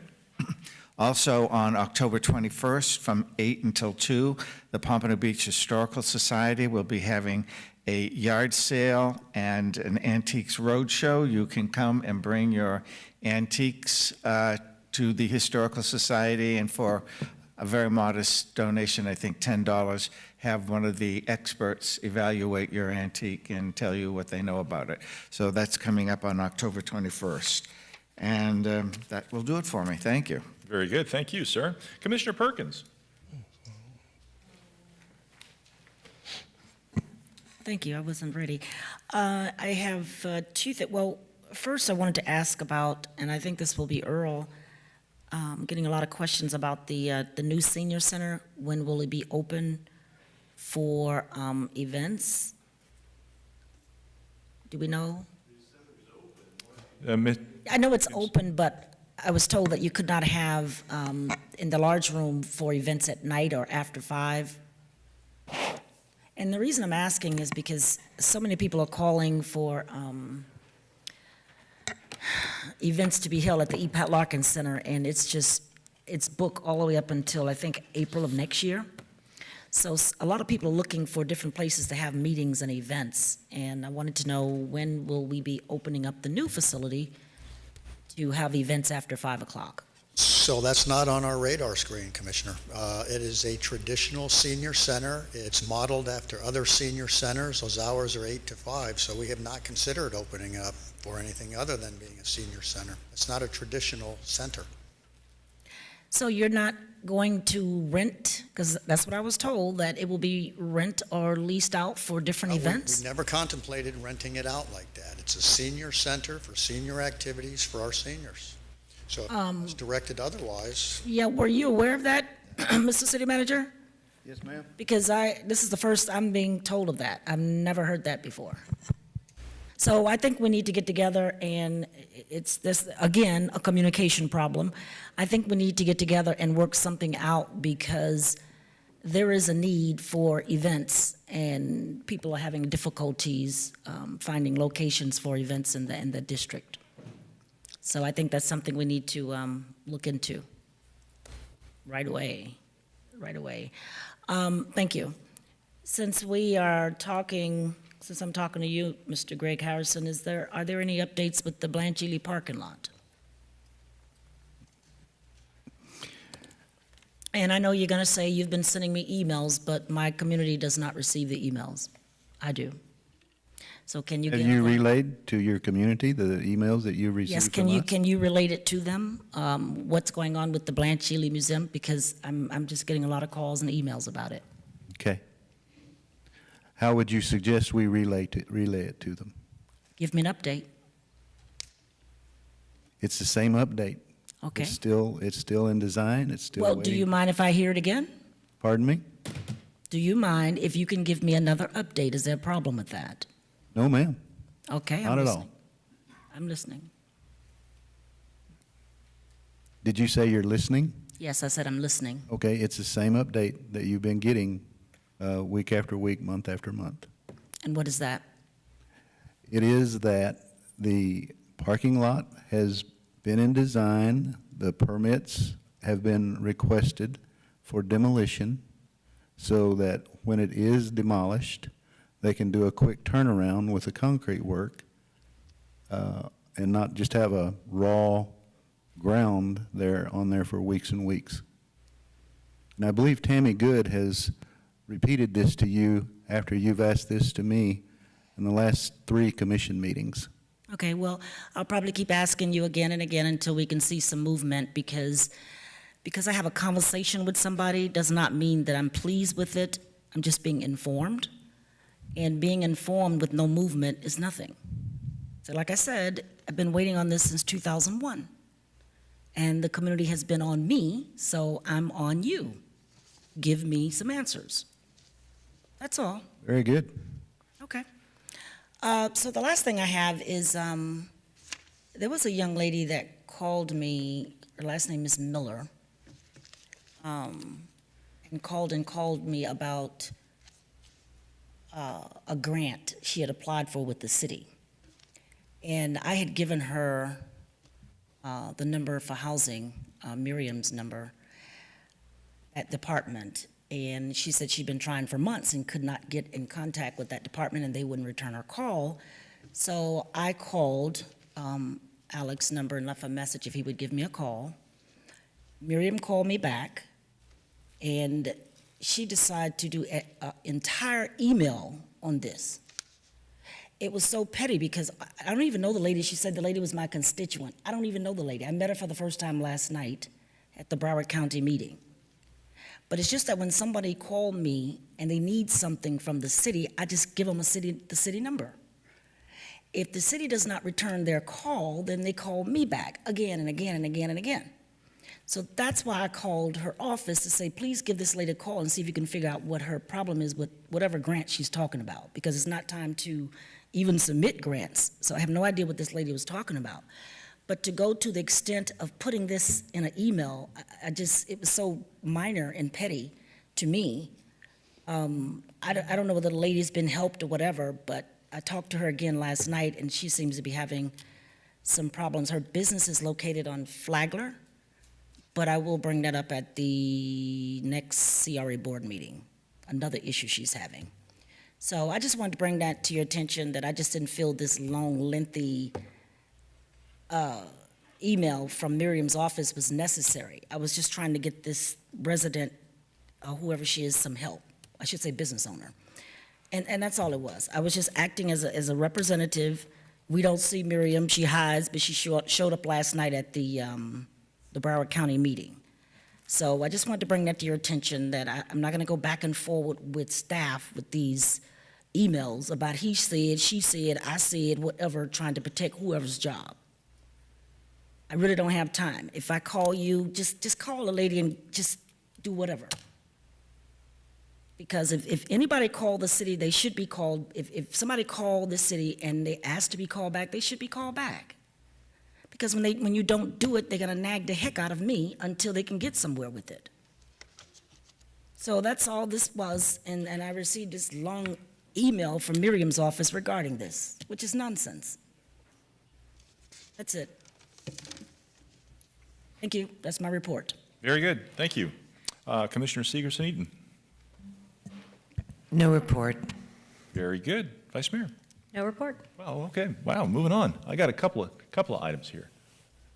First, I want to say that I had a great meeting on the 6th with Max Weems and myself. We were at the 2023 Broward Leaders Resilience Roundtable. It was held at the Long Key Nature Center, put on by Broward County, and just talking about all the actions that have been taken by various cities around the county on the resilience front. And it's great to hear that how much Pompano Beach is doing and how much Pompano Beach has done. It's interesting to hear what other cities are working on and to realize how far Pompano Beach is in that process already. And thank you, Mr. Harrison, to your staff, and like I said, Max, for all you're doing in that regard. And it's great that we're taking steps there. Next item is, there was a situation that took place where a resident emailed me a picture of something that was being sold with the City of Pompano Beach logo on it. And, you know, I don't think that should happen. I'm not sure how it happened, don't know all the details, but I think that we need to come up with some kind of a policy. We talked about this before, I think, a couple of years ago maybe, but we need to have some kind of a policy dealing with the city logo. The city logo should not be used for, I mean, yeah, we all use the city logos for our notes, our letters, emails, you know, newsletters, stuff like that, but something that could be sold, or I don't think that should happen. And I think we should come up with some kind of a policy that specifies that, just so there can be no confusion that anybody can use the city's logo for a product that might be at some point in time sold. I don't know how the rest of the commission feels, but yeah, of course, the city could follow up with a enforcement action because it's a trademarked logo and all this kind of stuff. But it's like, well, wait, let's just come up with a policy first that says we shouldn't do it, and that makes it simple and easy. So I would like to go ahead. I'd make a motion that we direct Mr. Berman to come up with some kind of wording, a policy that's about the city logo, so it won't take place, because it could give the wrong impression to the public if they see something being sold with a city logo on it. It's like, well, wait a minute, did the city put this out there? What's going on? So that's Second. Okay. It's been moved and seconded. So that's open for discussion, of course. Commissioner Moss.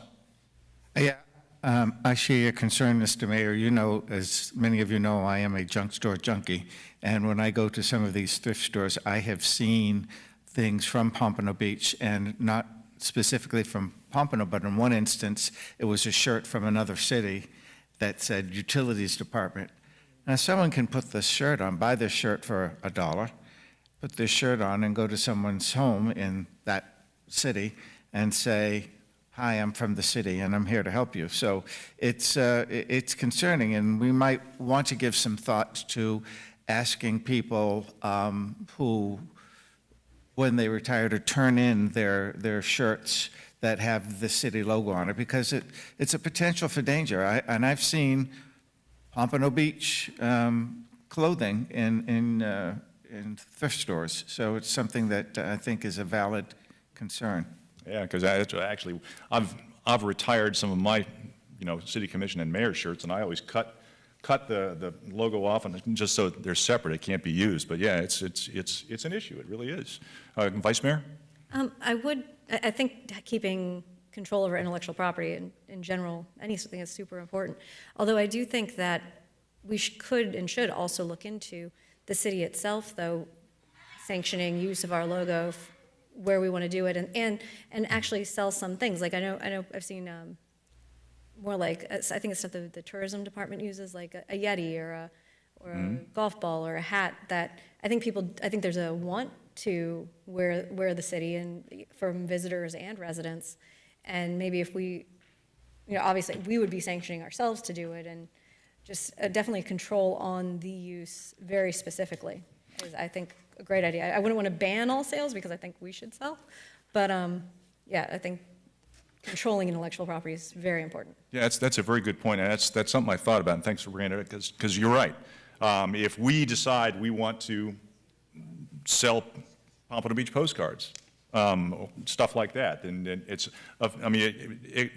but it should be approved by the commission, that we're doing this and we are enabling this, and that way it is kind of like a license agreement. So, Mr. Berman, go ahead. Certainly. There currently exists an administrative policy that the city, it's an old administrative policy, it's been on the books for years, that the commission has to authorize the use of the city logo. There was also, as I recall, a resolution passed when the newest logo, wordmark, as well, Florida's Warmest Welcome, the city attorney was authorized in adoption of that to protect the use of that. So I'm happy to come up with some wording and some potential situations that may affect it and bring it back to you. It'll be a draft, and obviously I can amend as you see fit, add or remove, but I'll start that process. I'll try and have that for you next meeting, okay? Yeah, that'd be great. But like I said, though, we all use the logo all the time. Because we all send out letters, we send out postcards, we send out, note cards, email, newsletters, all that kind of, so that's something different. But items that could be sold, that's a little different situation. That's almost merchandise. That's really what I'm getting at. Not just the use of city logo. It's like, if Vice Mayor wants to send a letter, I don't want to have to, well, you got to get the okay of the commission. That's ridiculous. No, of course not. But you work on it. You're paying me, thank you. I'll go. You're going to make me earn it, so I appreciate that. I'll be happy to do it. Very good. That's all I've got. Nothing further? Mayor? Yes. Still a motion on the floor. Pardon me? Still a motion on the floor. Okay. It was really just giving staff direction, but let's call the roll on it. Okay. Commissioner Fournier? Yes. Commissioner Moss? Yes. Commissioner Perkins? Yes. Commissioner Seegerson-Eaton? Yes. Vice Mayor McGee? Yes. Mayor Harden? Yes. Okay? Okay. Good catch, Kerwin. This meeting is adjourned.